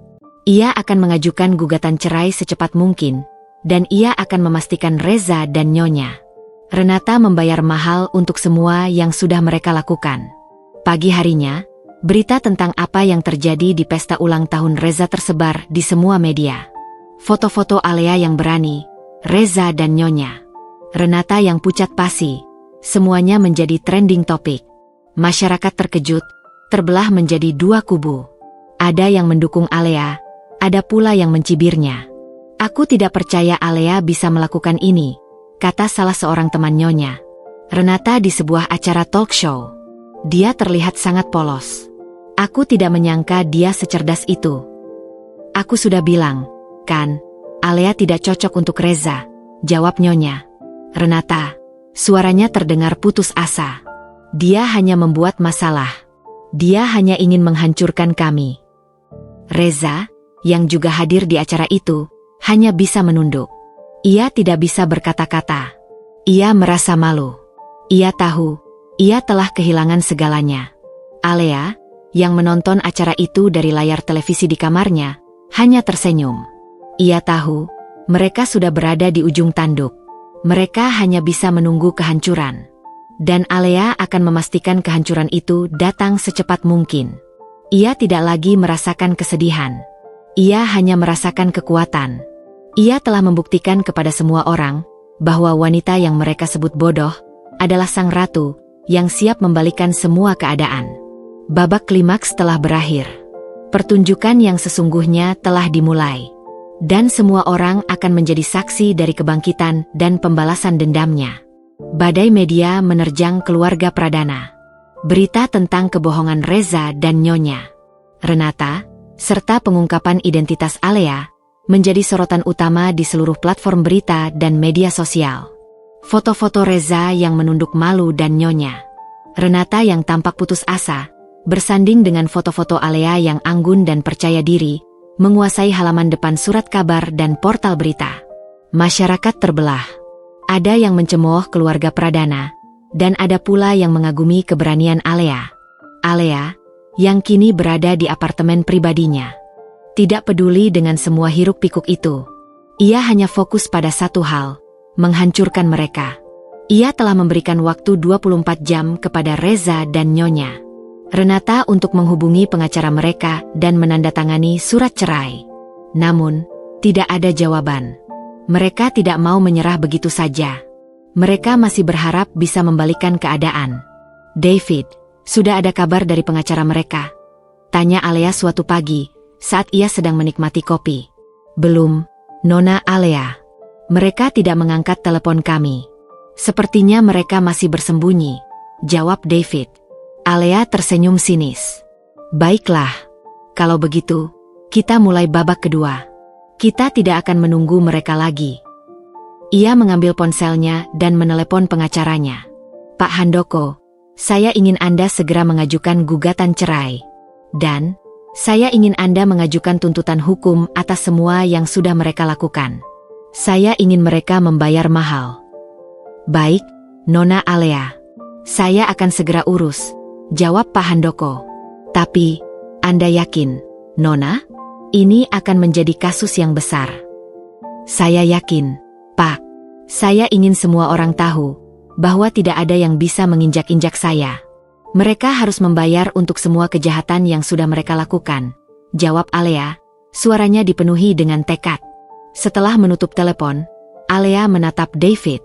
Aku juga ingin kamu siapkan tim audit kita. Kita akan melakukan audit total pada perusahaan mereka. Aku ingin tahu seberapa parah kerugian mereka. Baik, Nona Alea. Tapi, apa rencana Anda? Tanya David. Apa Anda akan mengambil alih perusahaan mereka? Alea tersenyum. Tentu saja. Aku akan membeli perusahaan mereka. Tapi, bukan untuk menguasainya. Aku akan membelinya, dan aku akan menjadikan mereka sebagai karyawanku. David terkejut. Maksud Anda? Aku ingin mereka tahu bagaimana rasanya bekerja di bawah perintahku. Aku ingin mereka tahu bagaimana rasanya menjadi bawahan. Aku ingin mereka merasakan semua yang sudah aku rasakan, jawab Alea. Sementara itu, di rumah Pradana, Reza dan Nyonya Renata sedang panik. Mereka tidak menyangka Alea akan bertindak sejauh ini. Mereka telah kehilangan semua kepercayaan dari rekan bisnis mereka. Saham perusahaan mereka anjlok. Mereka tidak bisa lagi bersembunyi. Reza, kita harus bagaimana? Teriak Nyonya Renata. Alea akan menghancurkan kita. Reza hanya bisa menghela napas. Aku tidak tahu, Emma. Aku tidak pernah menyangka Alea bisa melakukan ini. Tiba-tiba, bel pintu berdering. Reza membukanya, dan di sana berdiri seorang kurir, membawa sebuah paket besar. Di dalam paket itu, ada sebuah surat. Surat itu adalah surat gugatan cerai dari Alea. Dan di dalamnya, ada sebuah surat lain, surat tuntutan hukum. Nyonya Renata membaca surat itu, dan ia jatuh terduduk. Tidak mungkin, bisiknya. Mama, apa ini? Tanya Reza, mengambil surat itu. Dia menggugat kita. Dia menggugat kita atas semua kejahatan yang sudah kita lakukan, kata Nyonya Renata. Suaranya bergetar. Apa kita harus menghubungi pengacara? Tanya Reza. Pengacara? Pengacara mana yang mau membantu kita? Semua orang sudah tahu kebenaran ini. Reza, kita sudah hancur, teriak Nyonya Renata. Air matanya mengalir. Reza menatap ibunya. Ia tahu, mereka tidak bisa lagi bersembunyi. Mereka harus menghadapi Alea. Keesokan harinya, Reza dan Nyonya Renata datang ke kantor pengacara Alea. Mereka tampak putus asa. Wajah mereka terlihat lelah dan lesu. Mereka tidak lagi seperti Reza dan Nyonya Renata yang dulu. Mereka sudah kehilangan segalanya.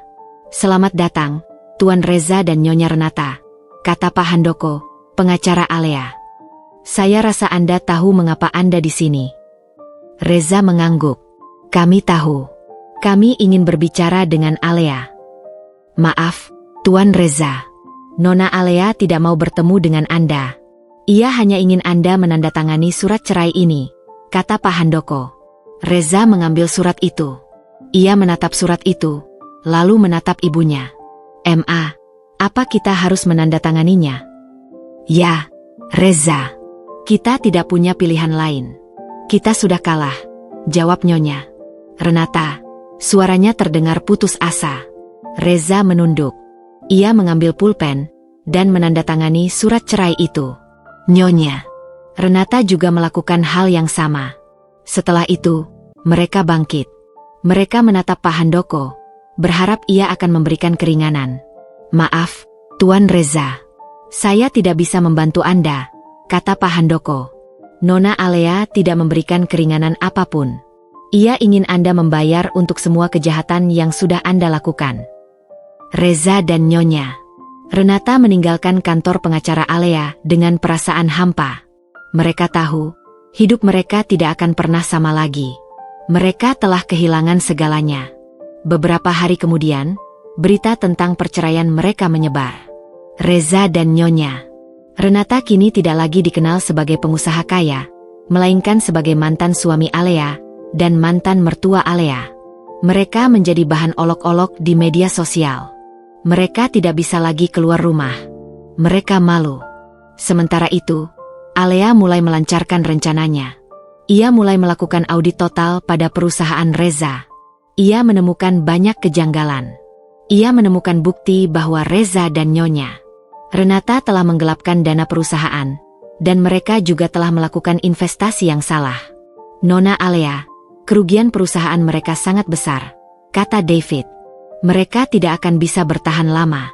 Perusahaan mereka akan bangkrut." Alea tersenyum. "Aku tahu, David. Aku akan membelinya.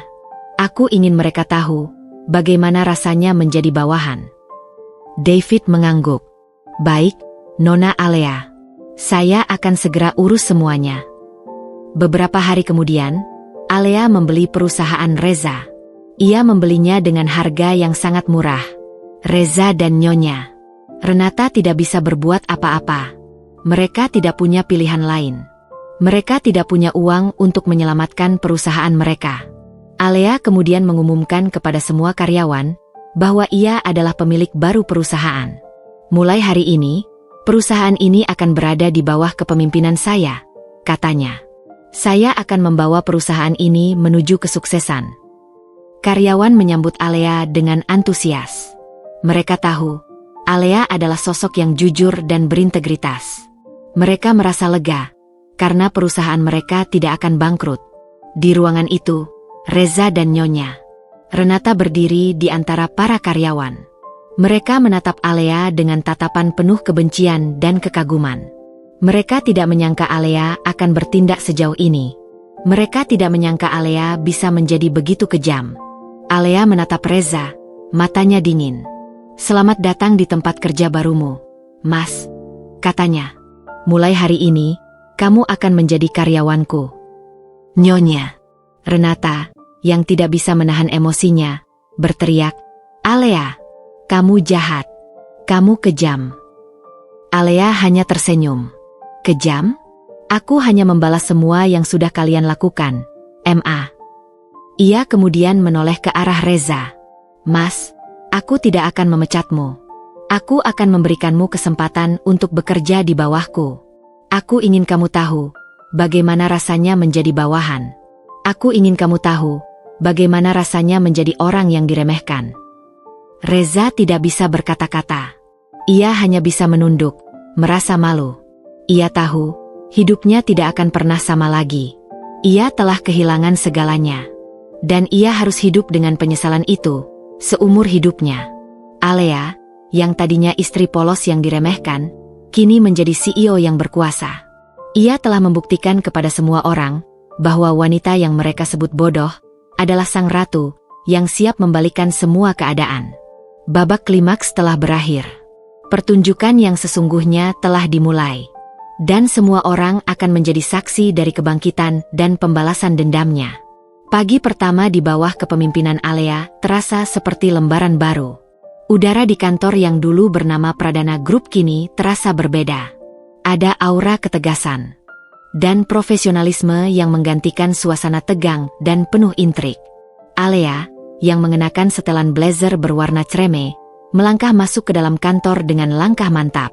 Ia bukan lagi Alea yang polos, melainkan Alea Anggraini, CEO Aeternum Global Holdings yang kini memegang kendali penuh. Di depan pintu ruang kerjanya, yang kini menjadi ruang kerjanya, ia melihat Reza dan Nyonya Renata berdiri kaku. Wajah mereka terlihat muram, seolah mereka baru saja kehilangan segalanya. Nyonya Renata menatap Alea dengan tatapan penuh kebencian, tetapi tak ada lagi kekuasaan di mata itu. Hanya ada kekalahan. "Selamat pagi, Ma," sapa Alea dengan senyum tipis. "Selamat datang di kantor saya." "Nyonya." Renata mengepalkan tangannya. "Kamu tidak punya hak untuk memanggilku Ma lagi. Dan ini bukan kantormu.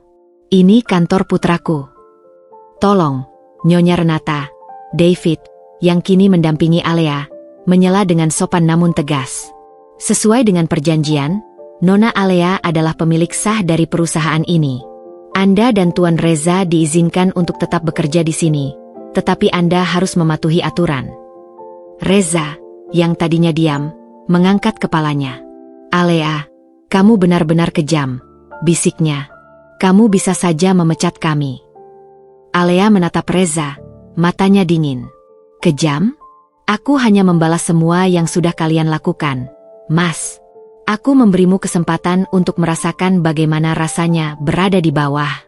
Aku ingin kamu tahu bagaimana rasanya menjadi orang yang diremehkan."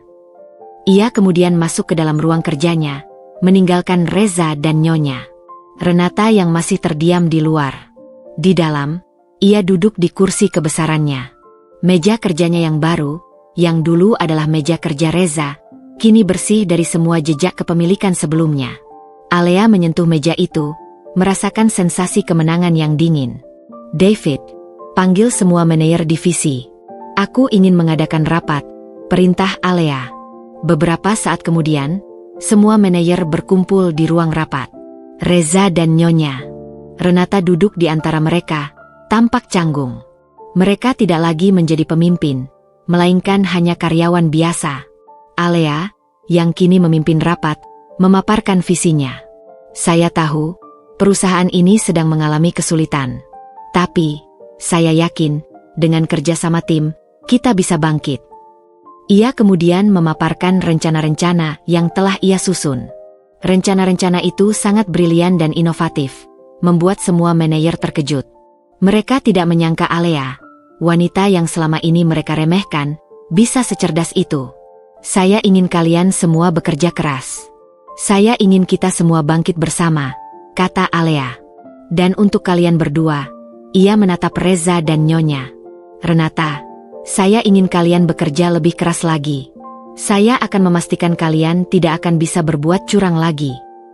Nyonya Renata mengepalkan tangannya di bawah meja.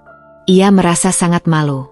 Ia, seorang sosialita kaya yang biasa berkuasa, kini harus tunduk pada Alea, wanita yang dulu ia anggap sebagai sampah. Setelah rapat, Reza mencoba mendekati Alea. "Alea, bisa kita bicara sebentar?" tanyanya. Alea tidak menoleh. Ia hanya terus berjalan. "Tidak ada yang perlu dibicarakan, Mas.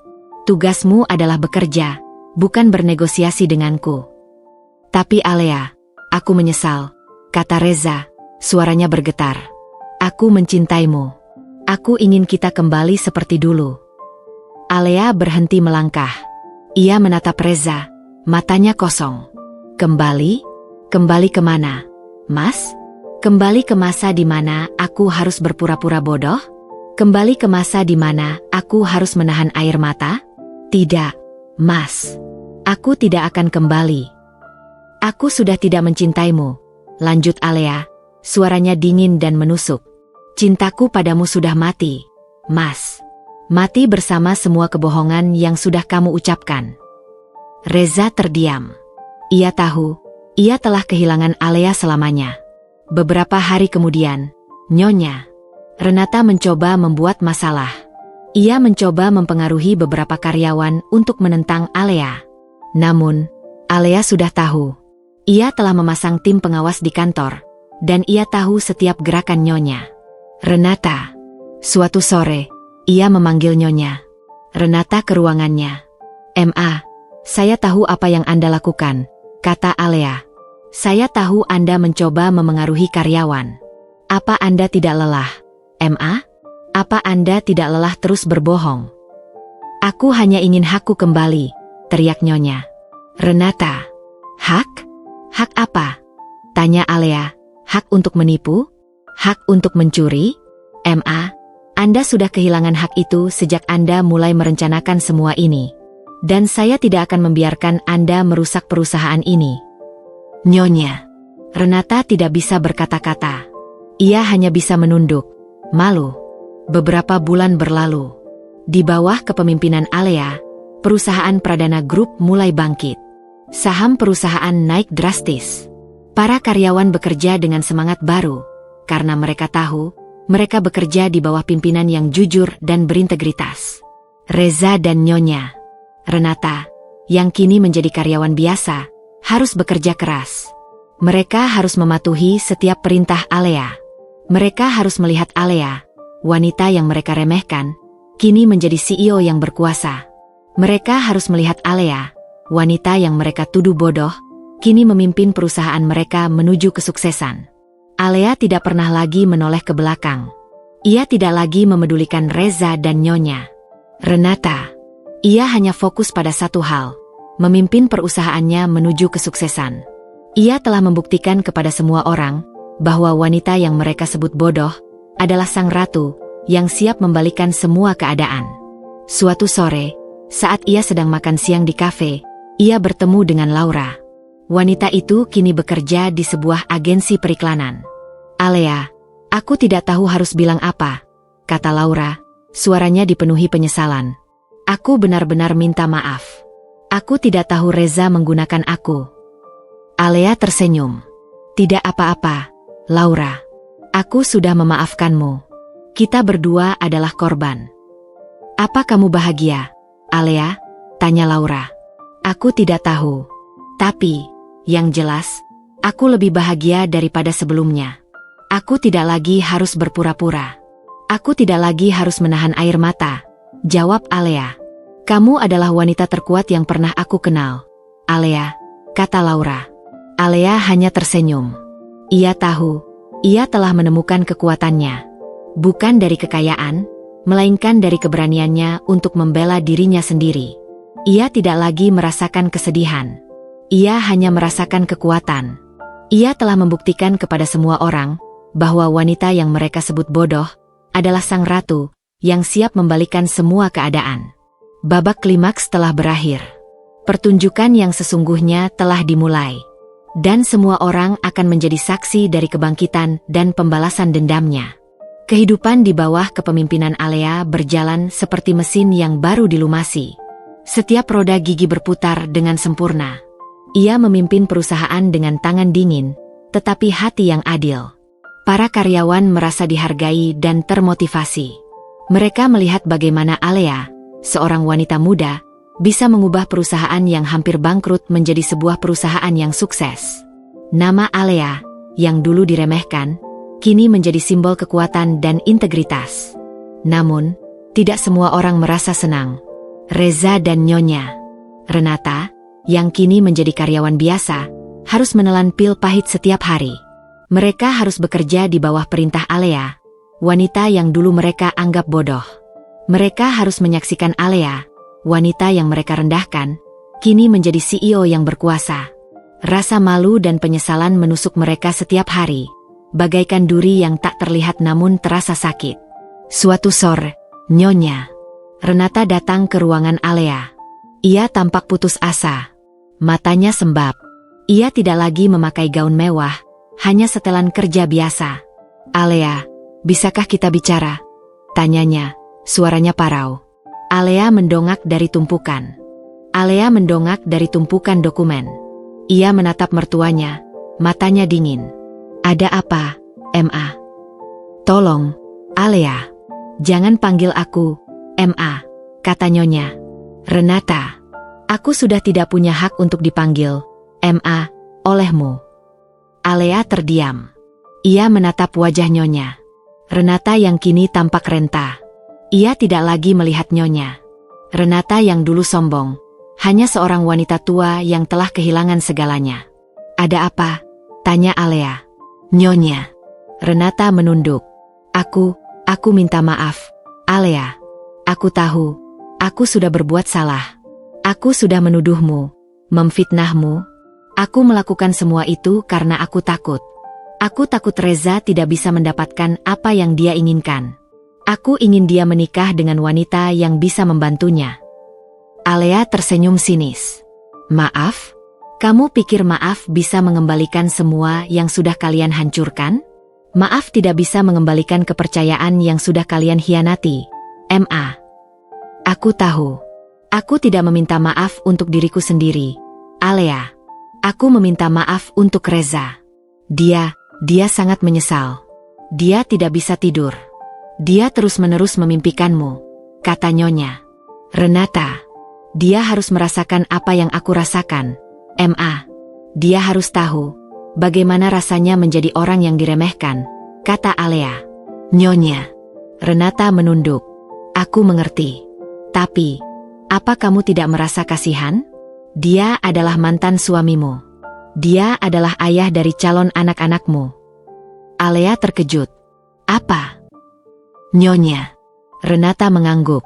"Ya, Alea. Reza masih mencintaimu. Dia tidak bisa melupakanmu. Dia ingin kembali bersamamu. Dia ingin membangun keluarga denganmu." Alea tertawa sinis. "Cinta? Kamu bilang dia mencintaiku? Cinta macam apa itu? Cinta yang berencana untuk menghancurkan pasangannya? Cinta yang berencana untuk menipu pasangannya? Aku tidak butuh cinta seperti itu, Nyonya." Renata tidak bisa berkata-kata. Ia hanya bisa menunduk, malu. Beberapa hari kemudian, Reza mencoba berbicara dengan Alea. Ia menunggu Alea di luar kantornya. "Alea, aku ingin bicara," katanya, suaranya bergetar. Alea tidak menoleh. Ia hanya terus berjalan. "Tidak ada yang perlu dibicarakan, Mas. Tugasmu adalah bekerja, bukan bernegosiasi denganku." "Alea, aku tahu aku salah. Aku minta maaf. Aku masih mencintaimu," kata Reza. Alea berhenti melangkah. Ia menatap Reza, matanya kosong. "Cinta? Kamu masih berani mengatakan kata itu? Kamu tahu, aku sudah tidak percaya lagi dengan kata itu, Mas. Aku sudah tidak percaya lagi denganmu." Aku akan buktikan, Alea. Aku akan buktikan bahwa aku masih mencintaimu," kata Reza. Alea tersenyum sinis. "Buktikan? Buktikan apa, Mas? Buktikan kalau kamu masih bisa menipuku." Reza tidak bisa berkata-kata. Ia hanya bisa menunduk, malu. Ia tahu, ia telah kehilangan Alea selamanya. Meskipun begitu, Reza dan Nyonya Renata tidak menyerah. Mereka terus mencoba. Mereka datang ke rumah Alea, mengiriminya bunga, dan menulis surat. Tapi, Alea tidak pernah membalas. Ia tidak ingin lagi berhubungan dengan mereka. Suatu hari, Reza datang ke kantor Alea. Ia membawa sebuah koper. "Alea, ini untukmu," katanya. Alea menatapnya, bingung. "Apa ini, Mas?" "Ini semua asetku. Semua yang aku miliki. Aku ingin memberikannya kepadamu. Aku tahu, ini tidak akan bisa membayar semua yang sudah aku lakukan. Tapi, ini adalah bukti bahwa aku menyesal. Aku ingin kamu tahu, aku benar-benar mencintaimu," kata Reza, matanya berkaca-kaca. Alea tidak menyahut. Ia hanya menatap Reza, matanya kosong. Ia tidak tahu apa yang harus ia rasakan. Ia tidak tahu, apakah ini benar-benar penyesalan, atau hanya sebuah akting baru. "Alea, aku tahu, kamu mungkin tidak percaya. Tapi, aku benar-benar ingin kamu kembali. Aku ingin kita membangun keluarga bersama," kata Reza. Alea tersenyum sinis. "Keluarga? Keluarga macam apa, Mas? Keluarga yang dibangun di atas kebohongan? Keluarga yang dibangun di atas pengkhianatan? Aku tidak butuh keluarga seperti itu, Mas." Ia kemudian membalikkan badannya dan masuk ke dalam ruang kerjanya. Reza hanya bisa menatap punggung Alea, matanya berkaca-kaca. Ia tahu, ia telah kehilangan segalanya. Meskipun begitu, Alea tetap tidak percaya pada Reza dan Nyonya Renata. Ia tidak akan pernah memaafkan mereka. Ia akan memastikan mereka membayar mahal untuk semua yang sudah mereka lakukan. Ia akan menunjukkan kepada mereka bahwa wanita yang mereka sebut bodoh adalah sang ratu yang siap membalikan semua keadaan. Suatu malam, saat ia sedang makan malam dengan David, ia bertanya pada David, "David, apa kamu percaya pada Reza?" David mengangguk. "Saya tidak tahu, Nona Alea. Tapi, saya percaya pada Anda. Anda adalah wanita terkuat yang pernah saya kenal. Anda tidak butuh siapapun. Anda bisa berdiri sendiri." Alea tersenyum. "Terima kasih, David. Tapi, aku tidak bisa berdiri sendiri. Aku butuh kamu. Aku butuh kamu untuk membantuku menghancurkan mereka." "Baik, Nona Alea. Saya akan selalu ada untuk Anda," jawab David. Meskipun begitu, Alea tetap tidak bisa melupakan Reza. Ia tidak bisa melupakan semua kebohongan yang sudah diucapkan. Ia tidak bisa melupakan semua pengkhianatan yang sudah dilakukan. Ia tahu, ia tidak akan pernah bisa kembali seperti dulu. Ia tidak akan pernah bisa mencintai Reza lagi. Ia akan hidup dengan penyesalan itu seumur hidupnya. Ia menatap langit malam yang gelap, tetapi hatinya terasa terang. Ia sudah tidak lagi peduli pada Reza, pada Nyonya Renata, atau pada apapun. Ia hanya peduli pada satu hal, membalikkan semua keadaan. Ia akan menunjukkan kepada mereka bahwa wanita yang mereka sebut bodoh adalah sang ratu yang siap membalikkan semua catur. Seiring berjalannya waktu, Alea tumbuh menjadi wanita yang tak hanya sukses, tetapi juga disegani. Ia mengubah Pradana Group yang hampir hancur menjadi Anggraini Holdings, sebuah perusahaan raksasa yang bergerak di berbagai sektor. Kepemimpinannya yang tegas dan visioner mengundang decak kagum dari para pelaku bisnis. Nama Alea, yang dulu hanya dikenal sebagai istri pengusaha kaya, kini menjadi sebuah merek yang melambangkan kekuatan dan integritas. Namun, di balik semua kesuksesan itu, ada kekosongan yang tak bisa diisi. Hatinya yang dulu pernah hancur, kini terasa beku. Ia telah memenangkan segalanya, tetapi ia telah kehilangan sesuatu yang lebih berharga, kepercayaan pada cinta. Ia tidak lagi peduli pada Reza dan Nyonya Renata. Mereka hanyalah bayang-bayang masa lalu, dua orang yang terpaksa bekerja di bawahnya, menanggung penyesalan yang tak berkesudahan. Suatu hari, saat Alea sedang sibuk di ruangannya, David masuk dengan membawa sebuah amplop. "Nona Alea, ada surat dari Reza," katanya. Alea mengerutkan kening. Ia sudah tidak mau lagi berhubungan dengan Reza. "Buang saja, David. Aku tidak mau membacanya." "Tapi, Nona Alea, ini berbeda," kata David. "Ini surat pengunduran diri." Alea terkejut. Ia mengambil surat itu. Ia membacanya. Surat itu berisi permintaan maaf yang tulus dari Reza, dan juga pengunduran dirinya dari perusahaan. Reza menulis, ia tidak bisa lagi bekerja di bawah Alea. Ia tidak bisa lagi menanggung rasa malu dan penyesalan yang ia rasakan. Hati Alea bergetar. Ia menatap surat itu, lalu menatap David. "Apa yang harus aku lakukan?" "Terserah Anda, Nona Alea. Tapi, saya rasa, ini adalah bukti bahwa dia benar-benar menyesal," jawab David. Alea terdiam. Ia membiarkan surat itu di mejanya, tidak membuangnya, tetapi juga tidak membalasnya. Ia tidak tahu apa yang harus ia rasakan. Ia tidak tahu apakah ini adalah akhir dari drama mereka, atau hanya sebuah awal yang baru. Beberapa hari kemudian, Nyonya Renata juga mengundurkan diri. Ia menulis surat yang sama. Ia meminta maaf, dan ia mengatakan bahwa ia tidak bisa lagi menanggung rasa malu yang ia rasakan. Alea menatap kedua surat itu. Ia merasa lega, tetapi juga merasa hampa. Ia telah mencapai tujuannya. Ia telah membalas dendam. Tapi, ia tidak merasa bahagia. "David, aku tidak tahu apa yang harus aku rasakan," kata Alea. Aku sudah membalas dendam. Tapi, aku tidak merasa bahagia. Kebahagiaan bukan dari membalas dendam, Nona Alea. Kebahagiaan datang dari hati yang damai, jawab David. Alea menatap David, matanya berkaca-kaca. Ia tahu, David benar. Ia telah memenangkan pertempuran, tetapi ia telah kehilangan kedamaian hatinya.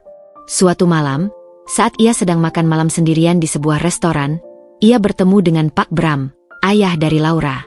Pria itu menyapanya, dan mereka berdua duduk bersama. Nona Alea, saya ingin berterima kasih, kata Pak Bram. Berkat Anda, saya bisa melihat siapa Reza yang sebenarnya. Saya tidak akan membiarkan putri saya menikah dengannya. Alea tersenyum.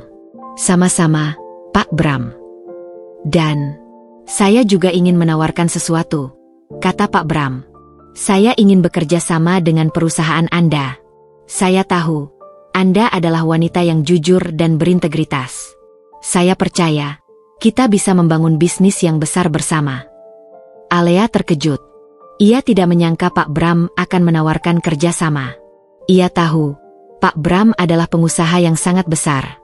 Jika ia bekerja sama dengan Pak Bram, perusahaannya akan tumbuh lebih cepat. Saya akan pikirkan, Pak Bram. Terima kasih atas tawarannya, jawab Alea. Beberapa hari kemudian, Alea menerima tawaran Pak Bram. Mereka berdua bekerja sama. Mereka membangun bisnis yang besar bersama. Mereka menjadi mitra yang saling percaya. Di tengah semua kesibukannya, Alea menyadari satu hal.